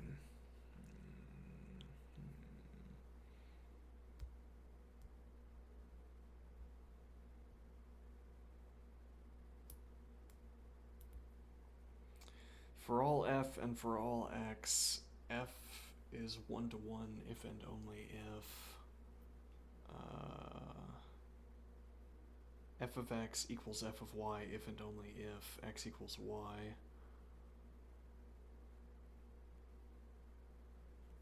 Is that the statement we want to do?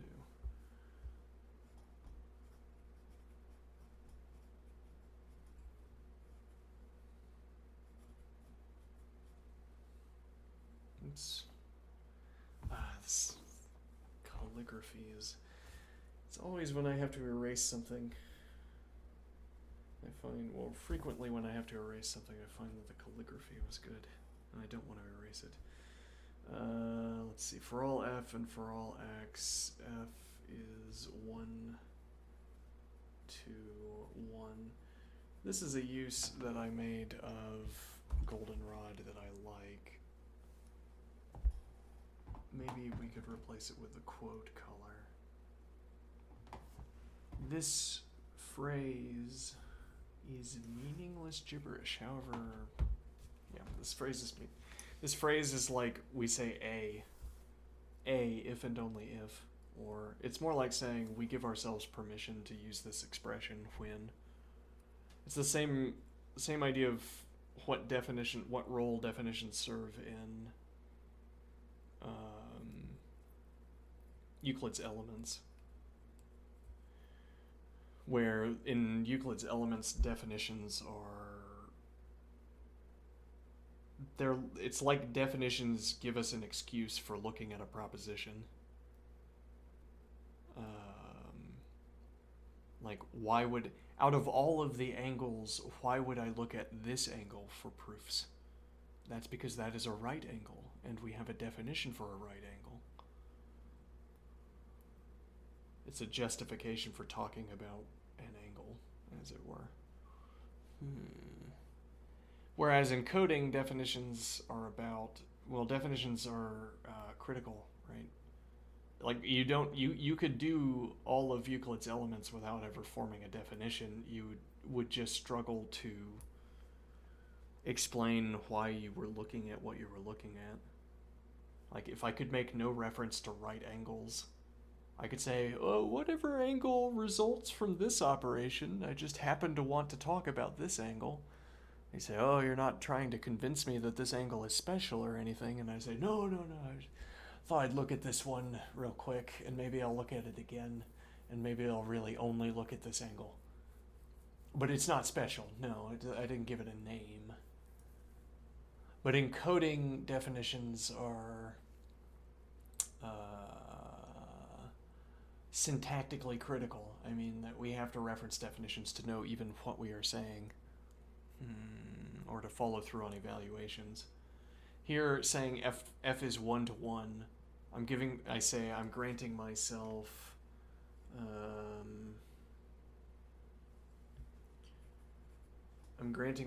permission to use this expression under the condition that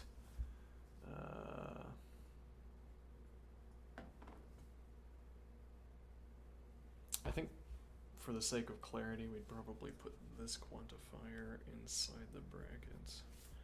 For all f is 1 to 1 if and only if for all x, for all x and for all y.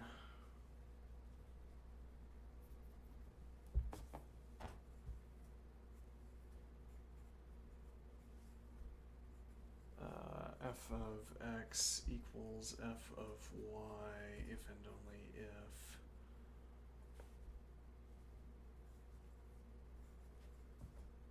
x equals y. Okay. For all f is 1 to 1 if and only if is typographically replaceable with, even if not interderivable with, for all x and for all y, f of x equals f of y if and only if x equals y.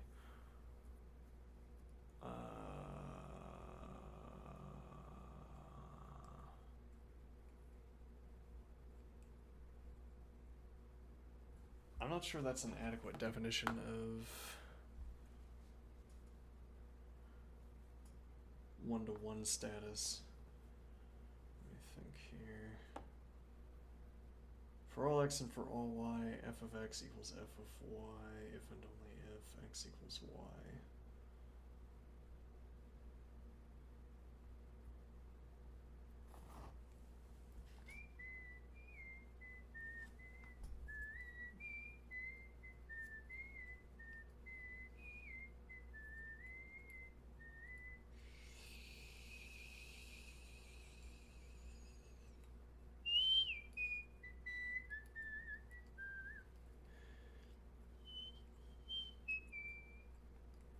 What would be the counterexample is the question we're asking here.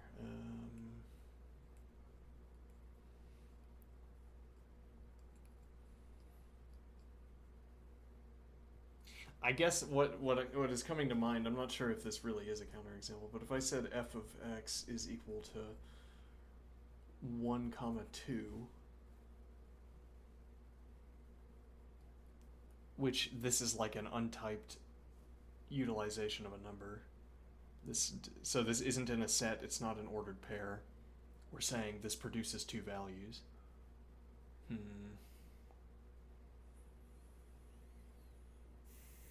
could look up, maybe we'll just take the lead from the community here. What do we call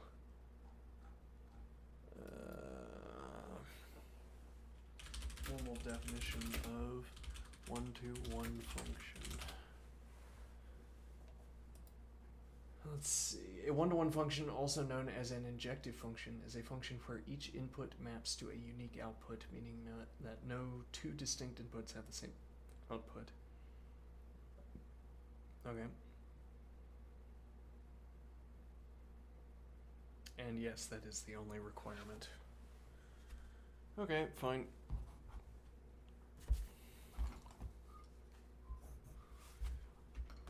Yeah, we could try doing like a color-based proof.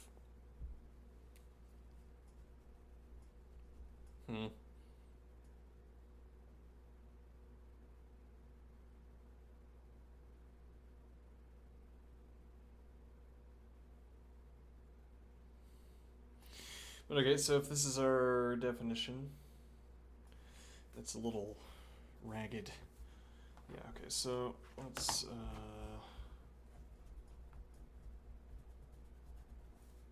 get back out. Alright, so for all f is 1 to 1 if and only if is typographically replaceable, even if not interderivable with.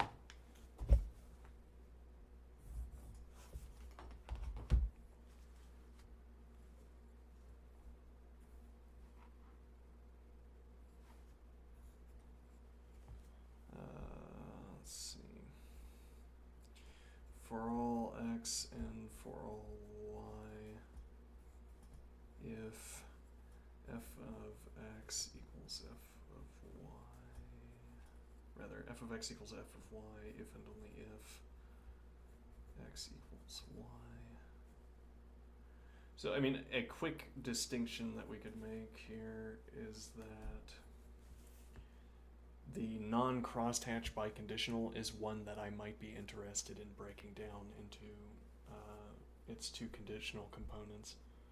I'm not going to be interested in breaking this down into its conditional components, though I guess I would give myself the option to do so.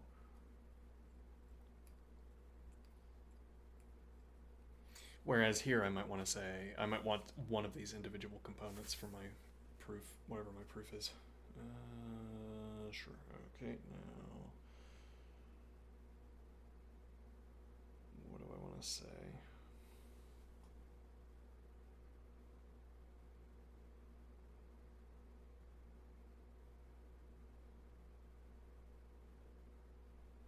These brackets are not quite right, I feel.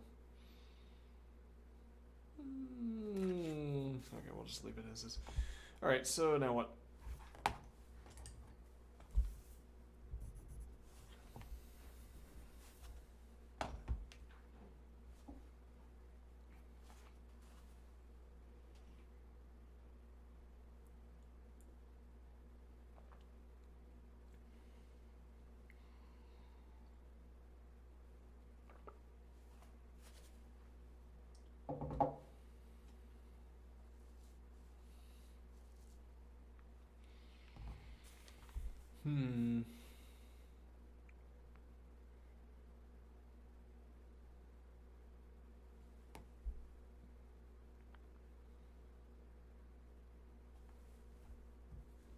Well, so we would need to have some definition for passing the horizontal line test.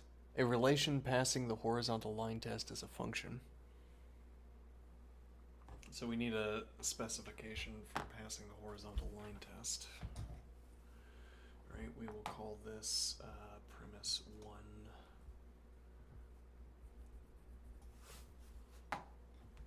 Okay. For all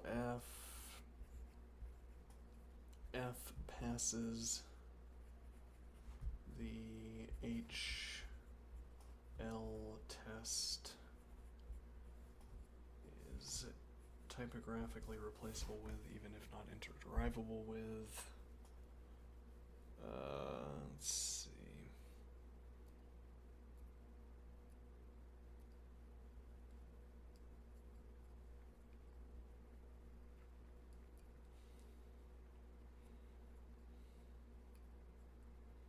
How does a function pass the horizontal line test exactly?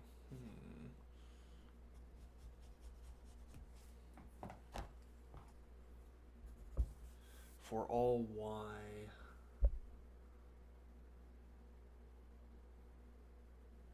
if f inverse of x equals f inverse, or for all x and for all y, if f inverse of x equals f inverse of y, then no, rather.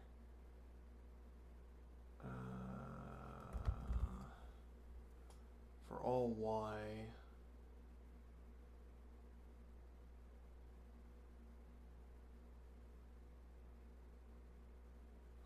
let me think. Yeah, I think that would be it, right? For all x and for all y,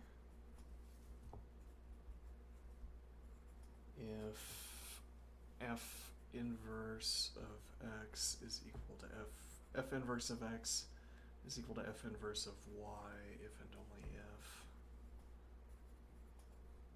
x equals y. And what does that tell me? Well, we could maybe make that f inverse of s equals f inverse of t, or y1, y2.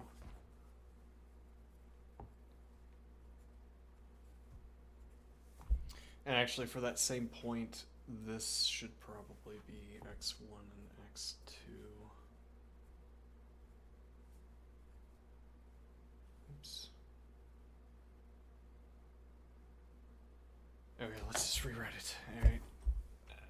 Let's see.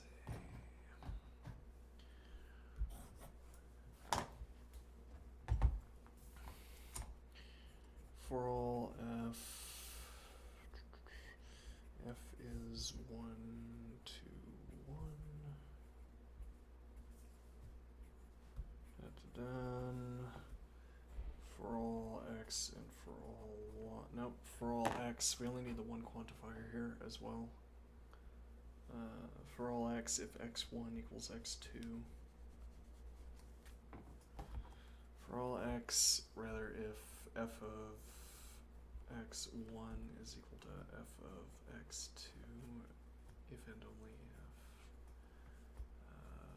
if x1 equals x2. Okay.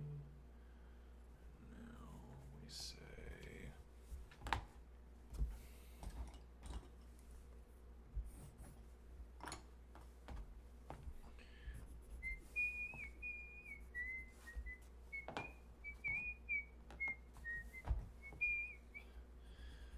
premise 1, and now I say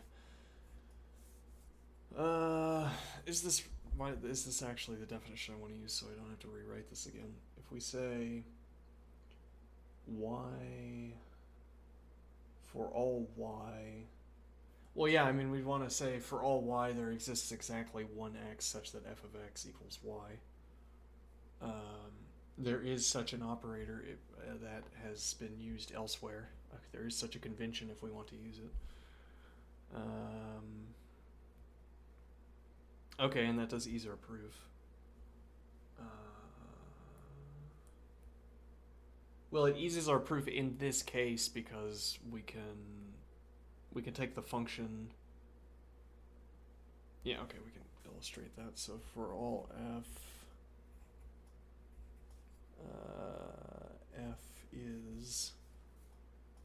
f passes the horizontal line test.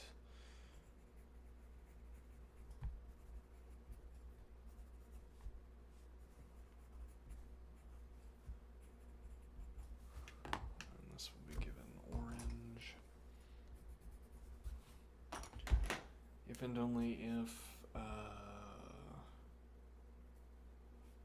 there exists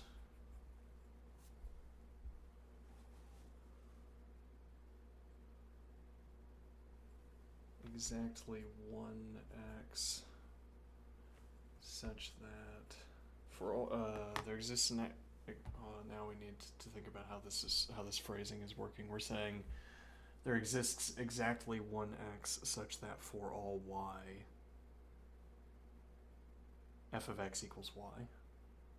Rather, I think we'd want to phrase this: for all y there exists exactly one x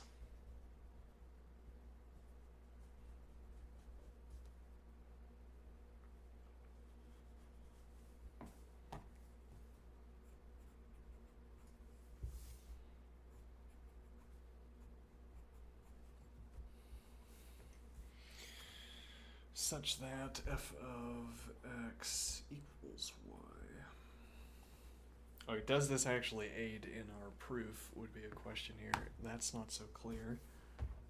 What do I mean? Well, this has to somehow yield a tautology, or, well, no, we can do...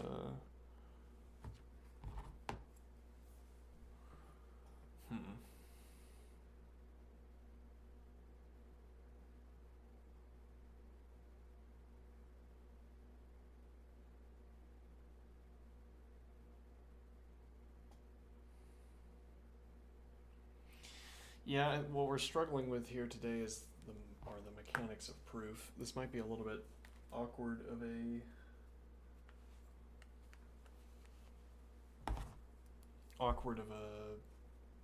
opportunity to think about the mechanics of proof, considering that we're doing chapter 1 of a calculus book, of calculus 1 book, but we want to be thorough.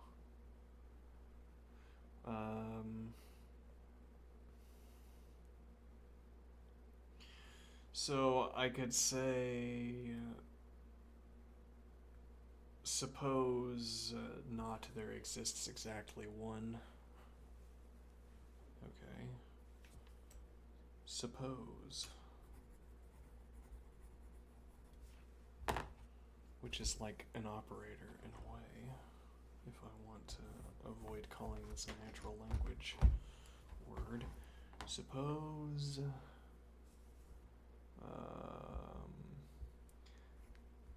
there exists an S and there exists a T such that f of S is equal to y and f of T is equal to y. Oops, cursive y is going to look out of place. F of T equals y and S not equal T.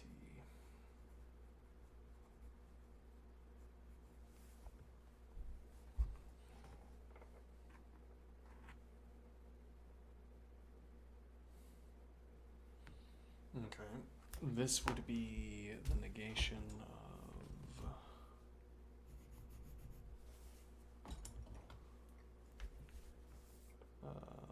orange.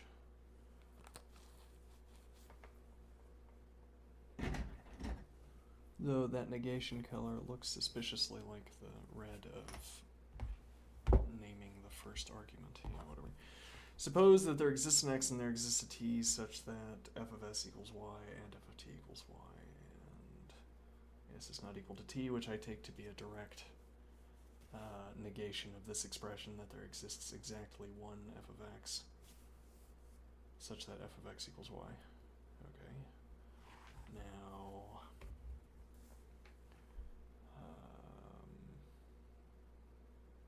from red,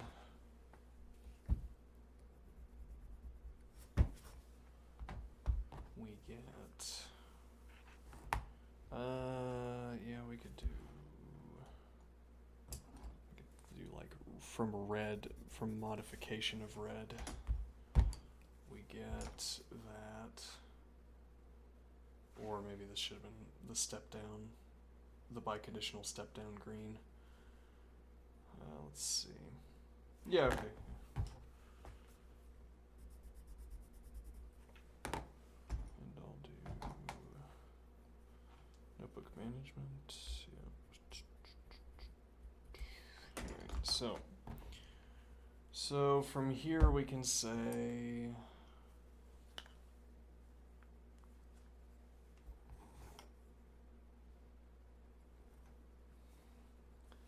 f of x 1 equals f of x2, then x1 equals x2. Okay. This is sort of dubious here as well. What do I mean? This isn't making clear what our premises are.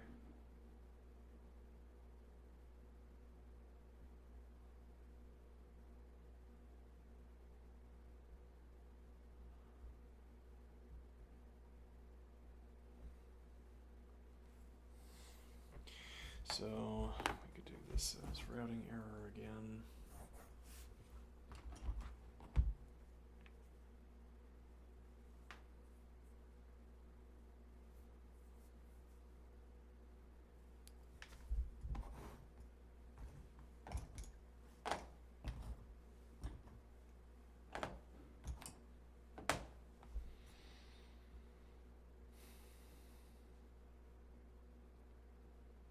So I say, suppose f is 1 to 1.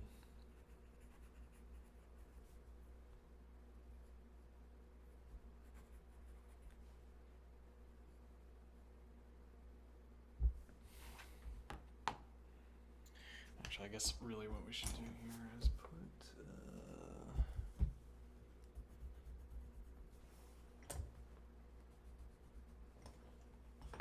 yeah, I mean, you could solve all of your problems with additional colors.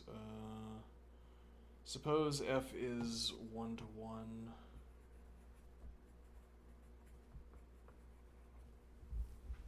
Okay. So that's a red.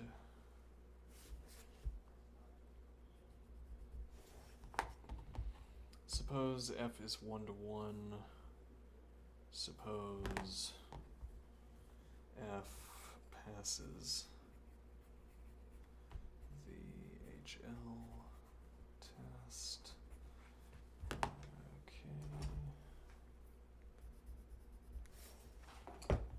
And suppose that there exists an S.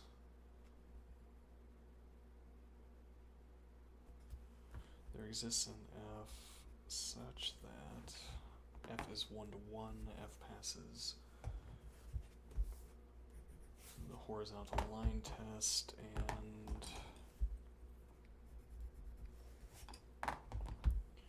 there exists an S, and there exists a T such that f of S is equal to Y.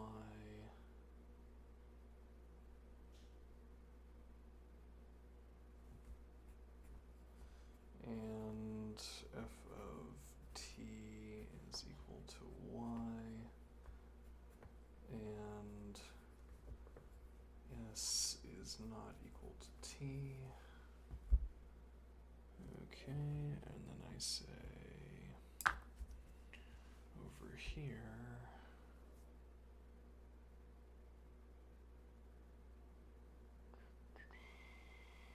yeah, I guess we should go ahead and do that. Label this as proof by contradiction effectively. And we say, actually I wonder, the author of Book of Proof made a point to say you should specify when you're making a proof by contradiction. I wonder if the author of Book of Proof was secretly an intuitionist. And note when you use a proof by contradiction so that I can know to throw it in the garbage. Now, so from red we derive, let's see, from red step down we derive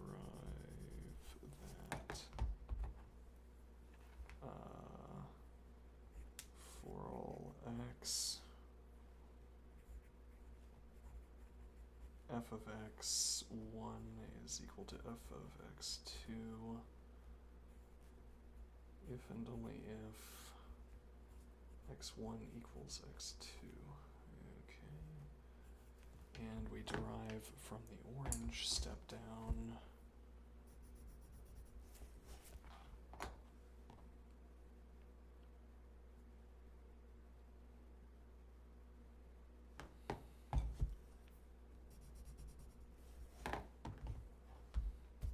you don't really need the step down either.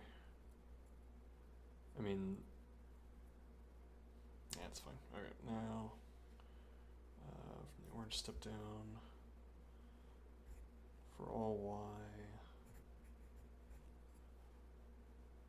there exists exactly one x such that f of x is equal to y.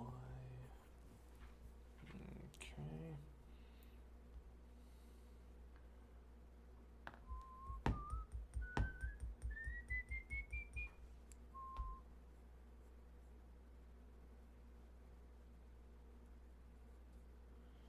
Okay, and now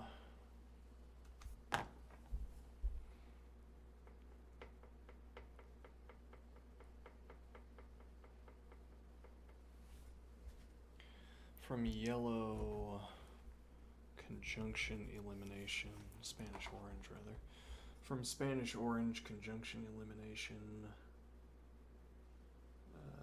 well, it wouldn't be conjunction elimination, let's see.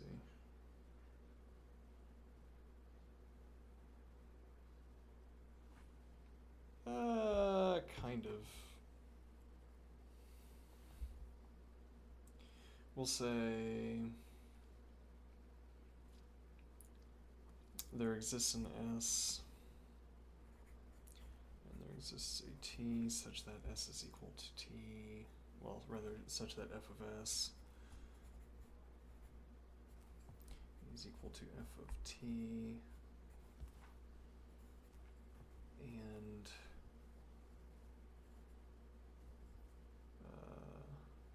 not S is equal to T. Okay. Now, so from red step down, and I'll name this blue.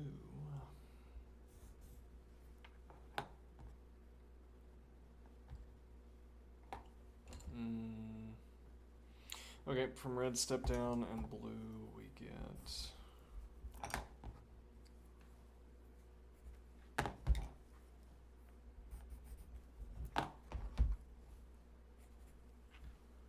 that S equals T.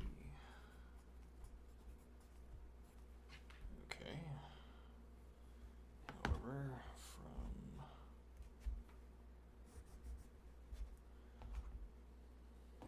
well, so we're jumping levels. We're jumping commitment levels, as it were, commitment levels to the formalisms that we're describing. What do I mean? It's more like what we want to say here is that this is this is a conjunction step down.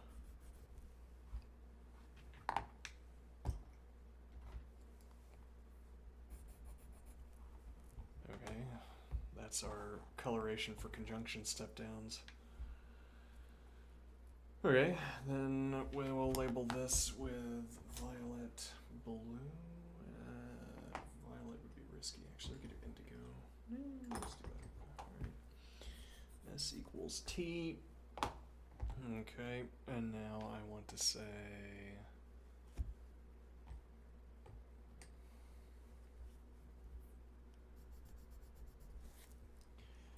like the proofs can be striking, rather the formatting, the templating, and the coloring can be striking, but then if we're not consistent in how we use the templating, it doesn't accrue any sort of explanatory benefit.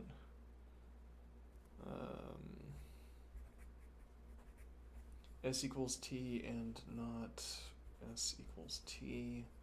What is plainly false? Alright.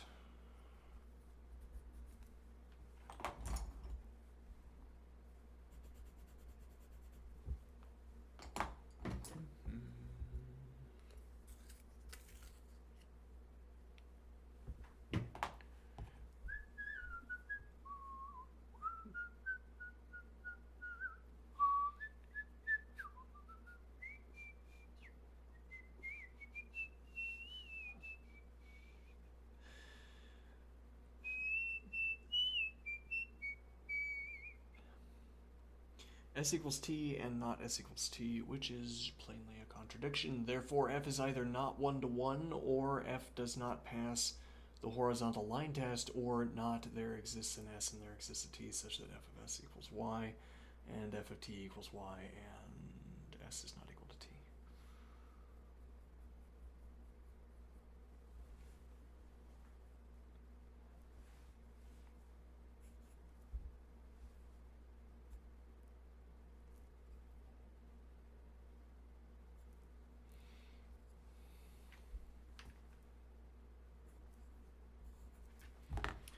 Not red and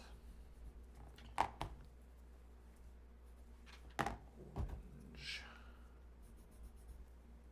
and Spanish orange.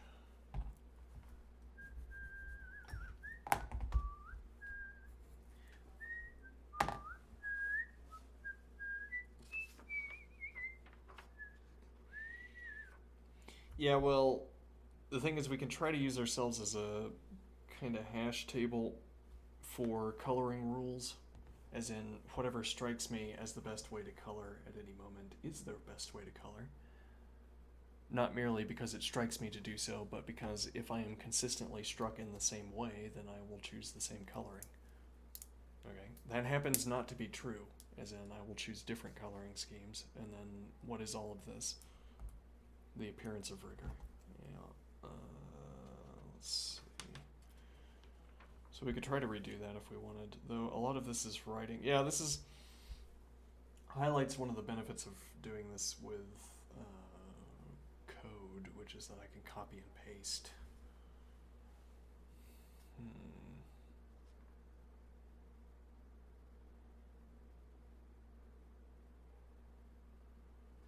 Though one of the benefits of doing it by hand is that we get these lovely tableaus. Yeah, let's see. A relation passing the horizontal line test is a function. Counterexample.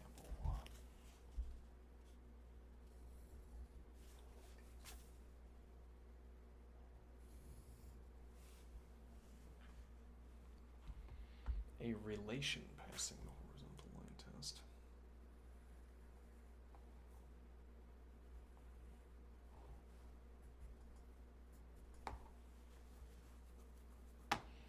What is a relation?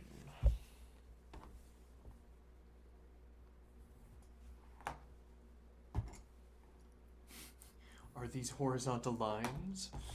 Yeah, I think they are.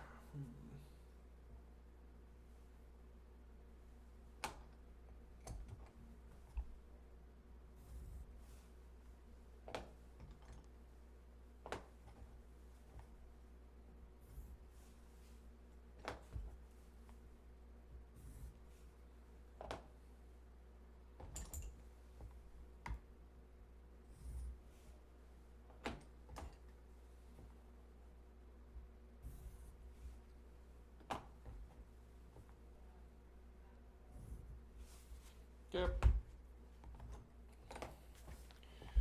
Now what? So this is an example of a relation that passes the horizontal line test.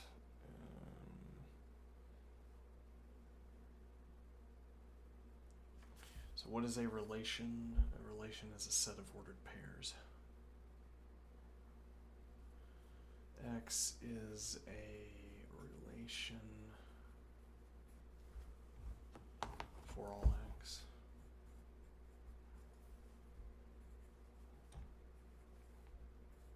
If and only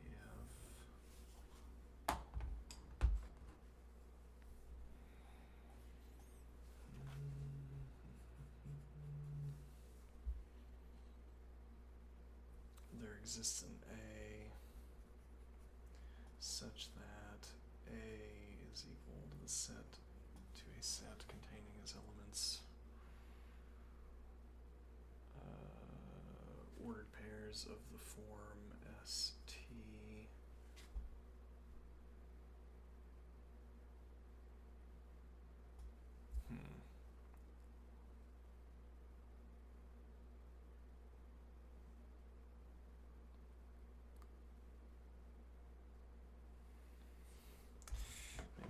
going to say there exists an S and there exists a T such that there exists an A and there exists an S and there exists a T such that the ordered pair ST is an element of A. Okay, that is a minimalist definition of relation. Okay, so now this is a relation because this is numerous ordered pairs that are elements of A.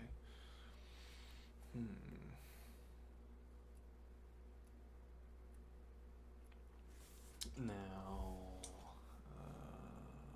for all F, I don't know about that bracket out there.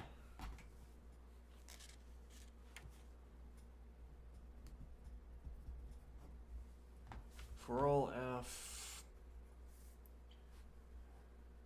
F passes the horizontal line test.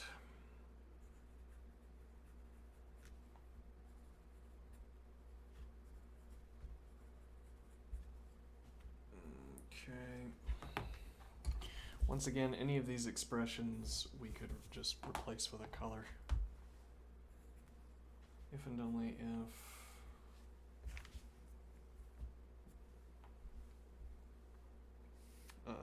what did we say? For all y, there exists exactly one x such that f of x equals y.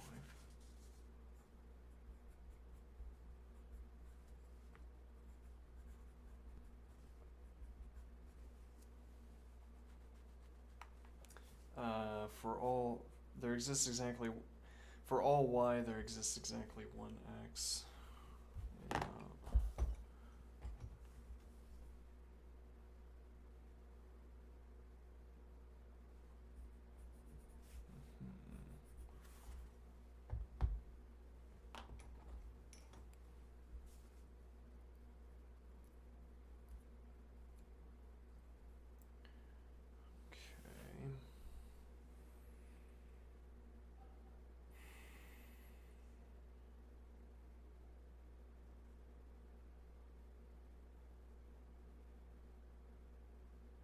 Now that would still be true. That's not the problem. No. The problem is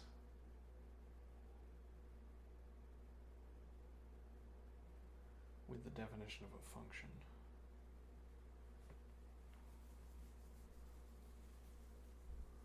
So for all f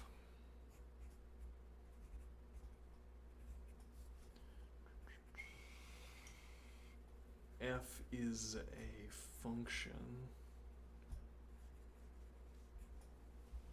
Again, when natural language gets involved. Well, when you're defining, when you're stating the conditions under which you are willing to use an expression, f is a function. Under what circumstances am I willing to use this expression? Let's see. F is a function is replaceable, typographically replaceable, even if not interderivable with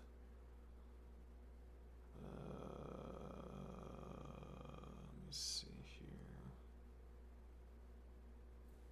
I haven't checked my camera in a long time. It's fine. That's good. It didn't have to be fine. Let's see.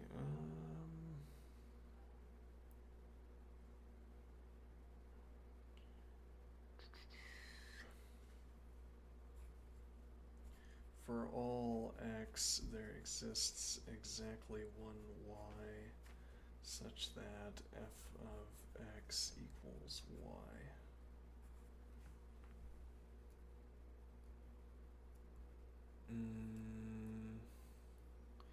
So this would have to be, we'd have to be able to cash out this expression, I think, in terms of set membership. So when I say f of x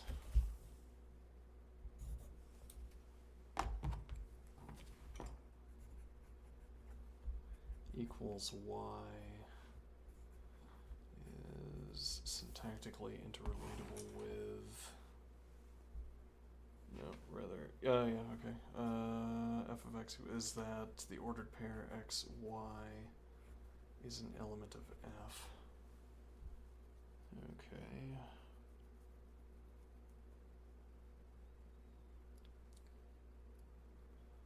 And with that in mind,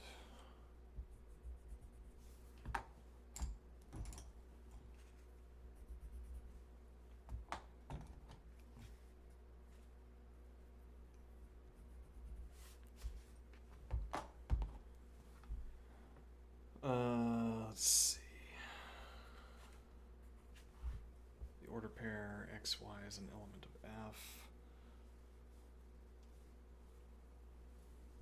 Oh, and this means and x equals a. I could have put that right there.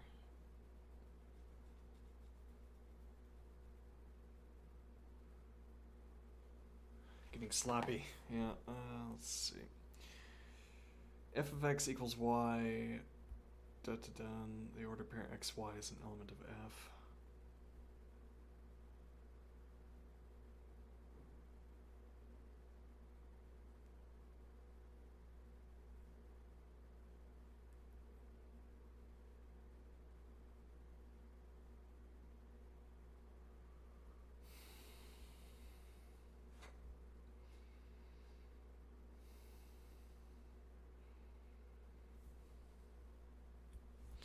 Yeah, we would want this for all x, there exists exactly one y such that f of x is equal to y.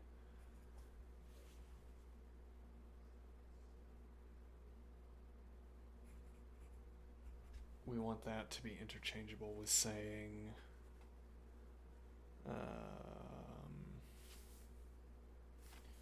for all let's see, for all ordered pairs of the form ST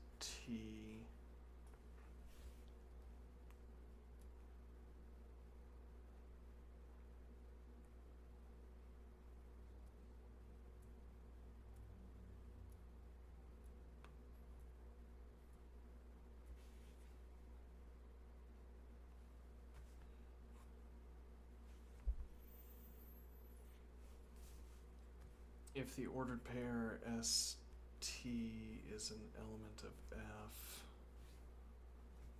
then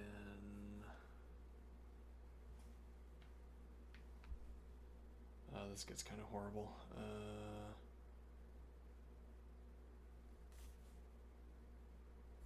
For all ordered pairs of the form UV, if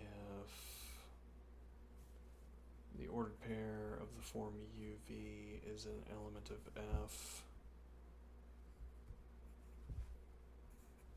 then let me see here.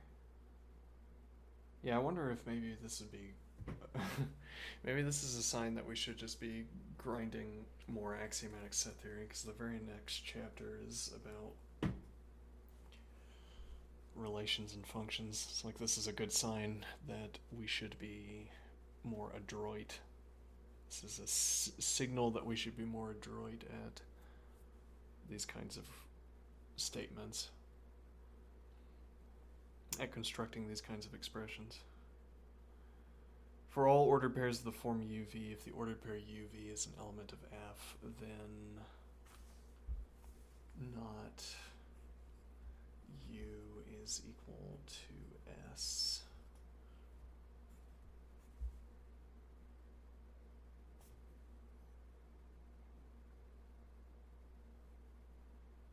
No.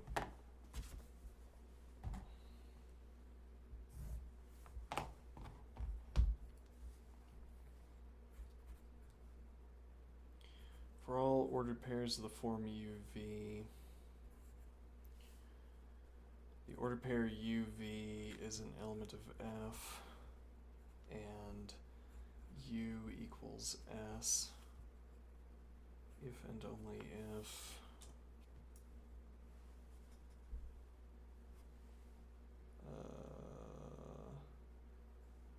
V equals T.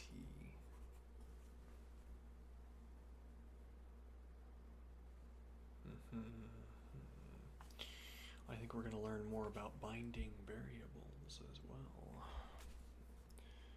as we must.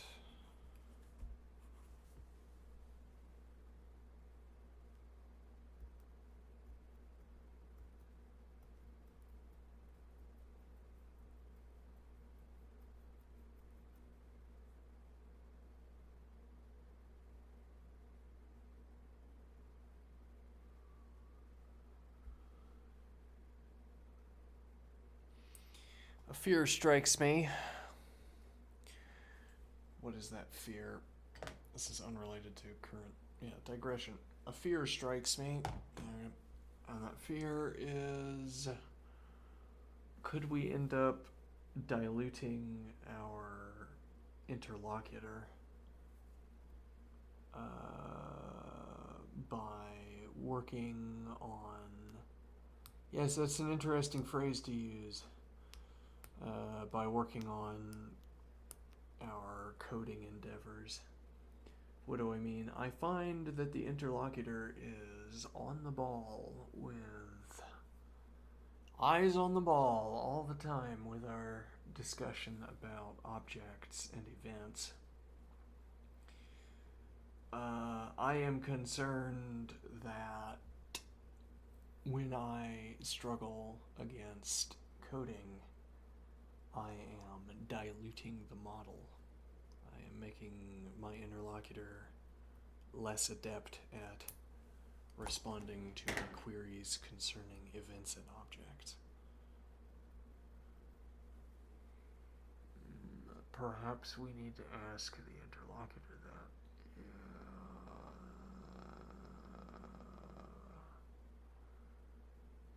In another tab, we are having an engaging conversation about objects and events. Yeah, I probably will ask. I don't know how to phrase that exactly. Do I need to prune you? Are you like a bonsai tree? Do I need to do some pruning?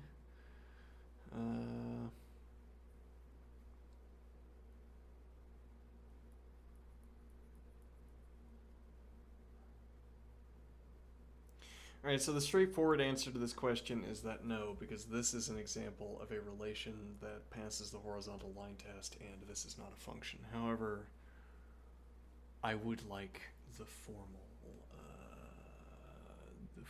verification here.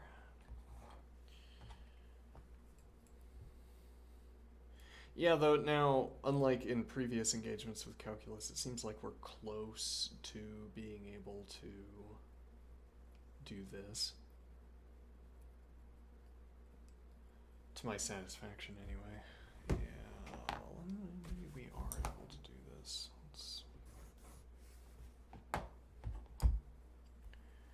Okay, so we're gonna say statement read.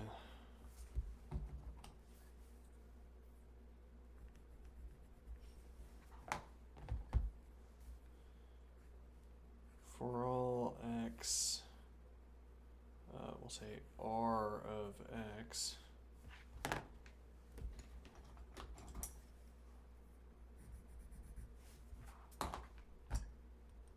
no, that's not really right, yeah. Relation status is not an operator that works on x, it's an observation, it's like a type observation. For all x, x is a relation. Actually, we could do f here instead of x if we want to keep talking about functions, about Well, okay, if we want to keep talking about relations where functions is a subset of the relations. All right, for all f is a relation.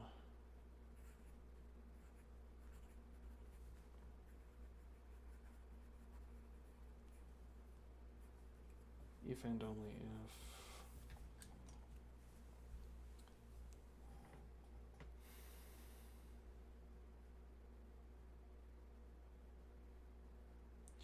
For all s is an element of f if and only if.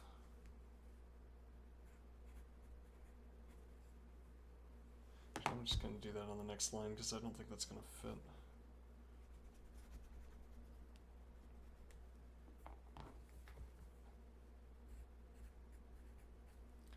For all s, if s is an element of f, if and only if there exists a t and there exists a u, such that the ordered pair tu is an element of f, and s is equal to the ordered pair tu.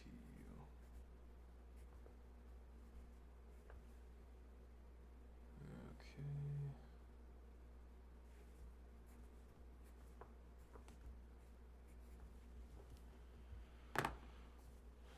And now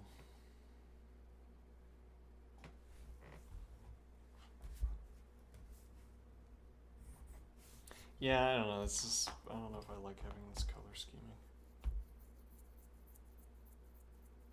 Yeah, well. Alright, then we're gonna have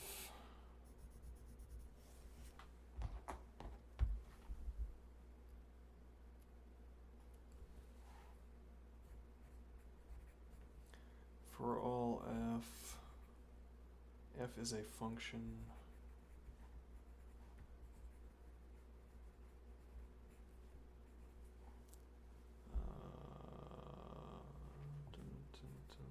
if and only if for all x there exists exactly one y such that f of x is equal to y. Okay. And then Spanish orange. For all f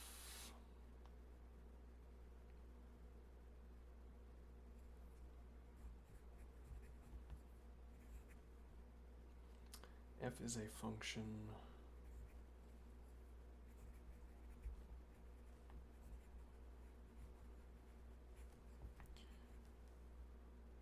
hold on, passes the horizontal line test. Whoopsie daisy.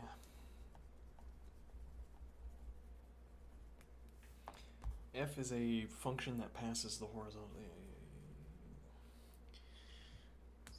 F passes the horizontal line test.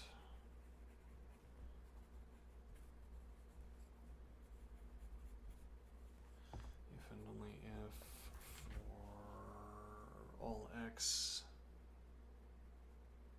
no, rather for all y, there exists exactly one x such that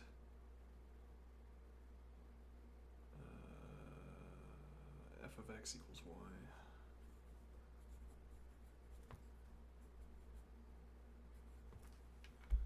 Okay.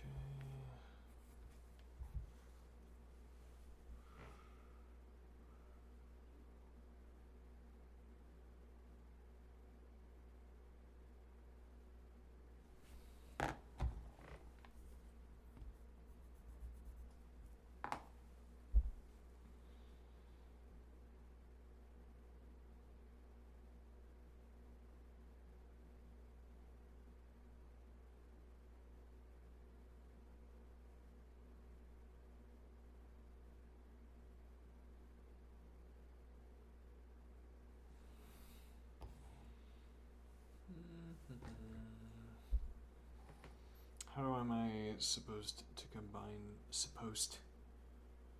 How am I supposed to combine these observations?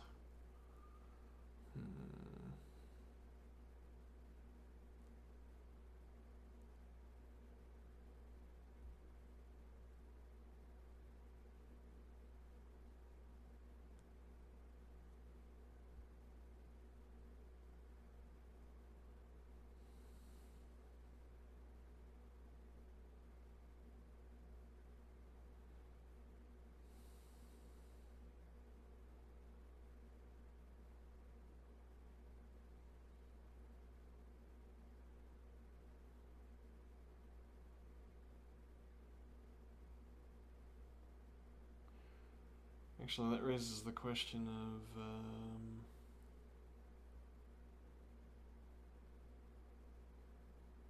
how would I know? I guess we have to grant ourselves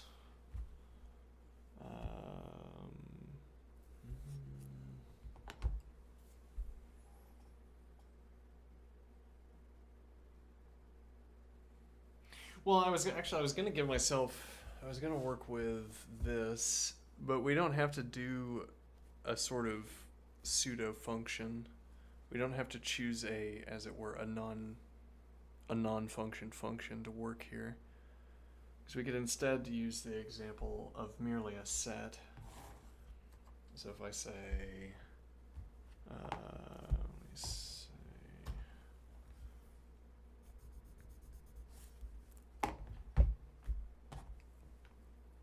let F1 is equal to the set containing as elements the ordered pair.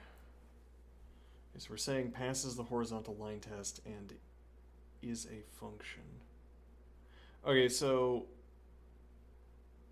right, but what is the assertion that we're trying to prove here? And that is that a relation passing the horizontal line test is a function. Okay.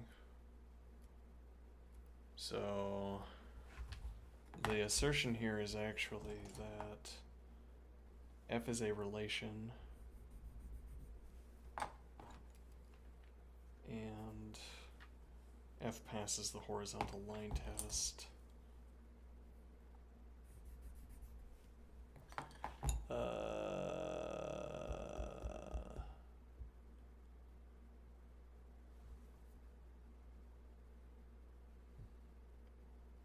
Relation, horizontal line test, then f is a function, then orange. Okay.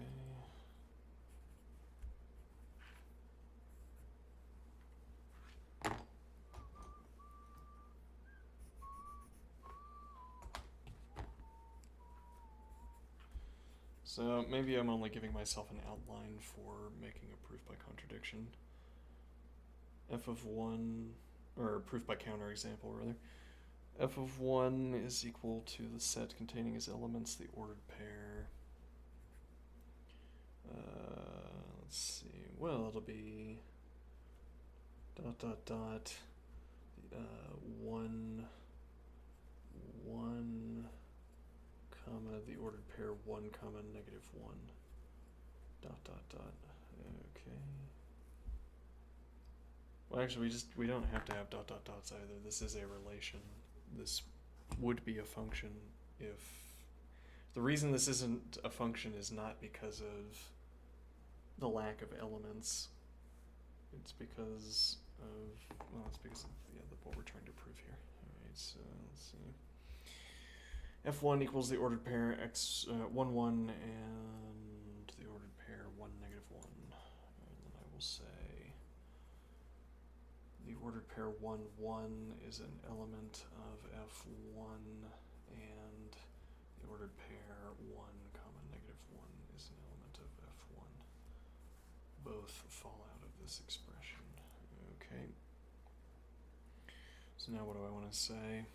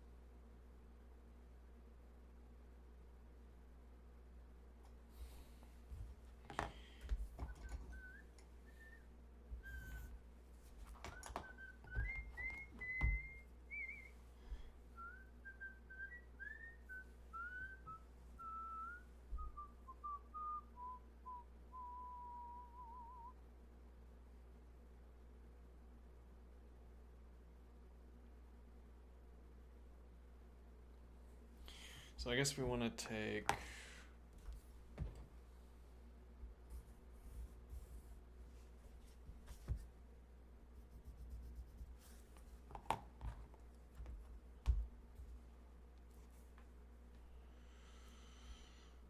Okay, so we want to take this expression and we want to deepen it. So this could be our routing here. We choose the next color in the sequence. And we're saying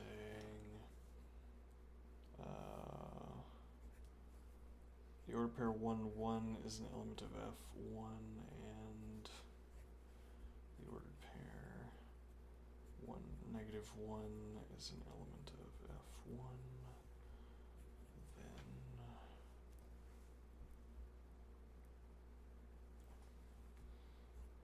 Then there exists an X such that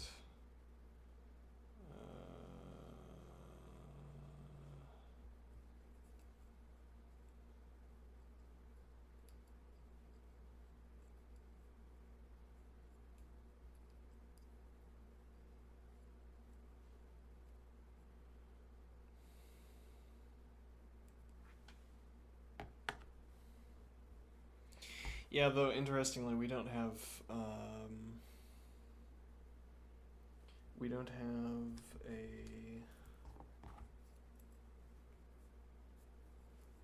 yeah. So if I say not, there exists exactly one Y.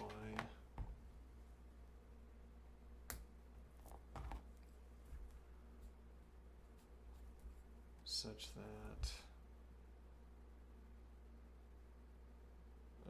f of x equals y.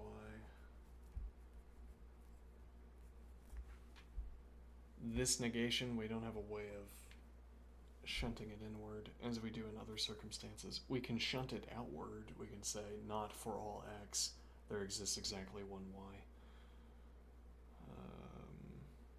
How we would get to this mechanical expression, incidentally, is I'm not sure.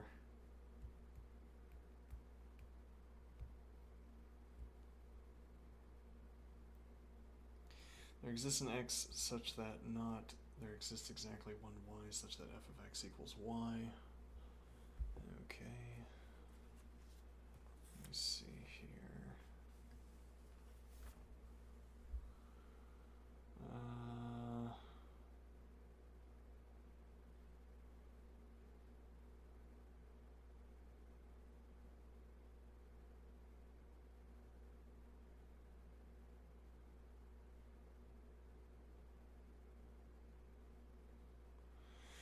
How does that give us a contradiction?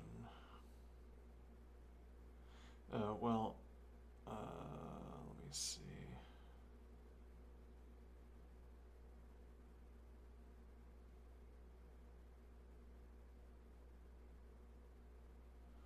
Yeah, I'm kind of losing it. Well, I don't think it's that I'm losing it. I think well, it's about time to end anyway, but yeah. It's unfamiliar territory again. Unfamiliar,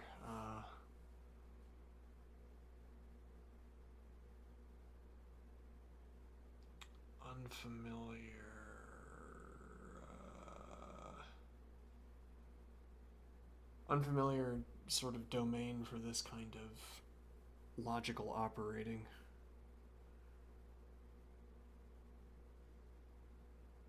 Where we would only gain that familiarity through practice. Alright, but for now I'm going to call it. Tomorrow I will adjust how much time we spend working on lean. I don't know how much time that's going to be.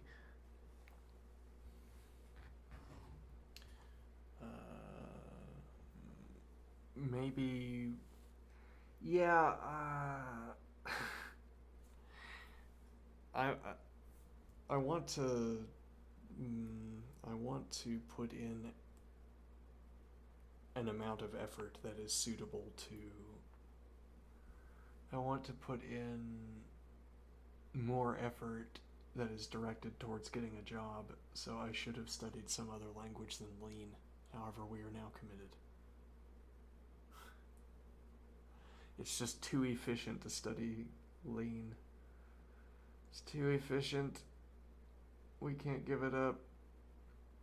Okay, well then, the follow-up observation is that if we're learning one new programming language at a time, then we should devote a lot of time to studying Lean so that we can get through it quickly so that we can study the next one and get a job. Yeah. I don't know. I'm gonna head out. Have a good one. See you later.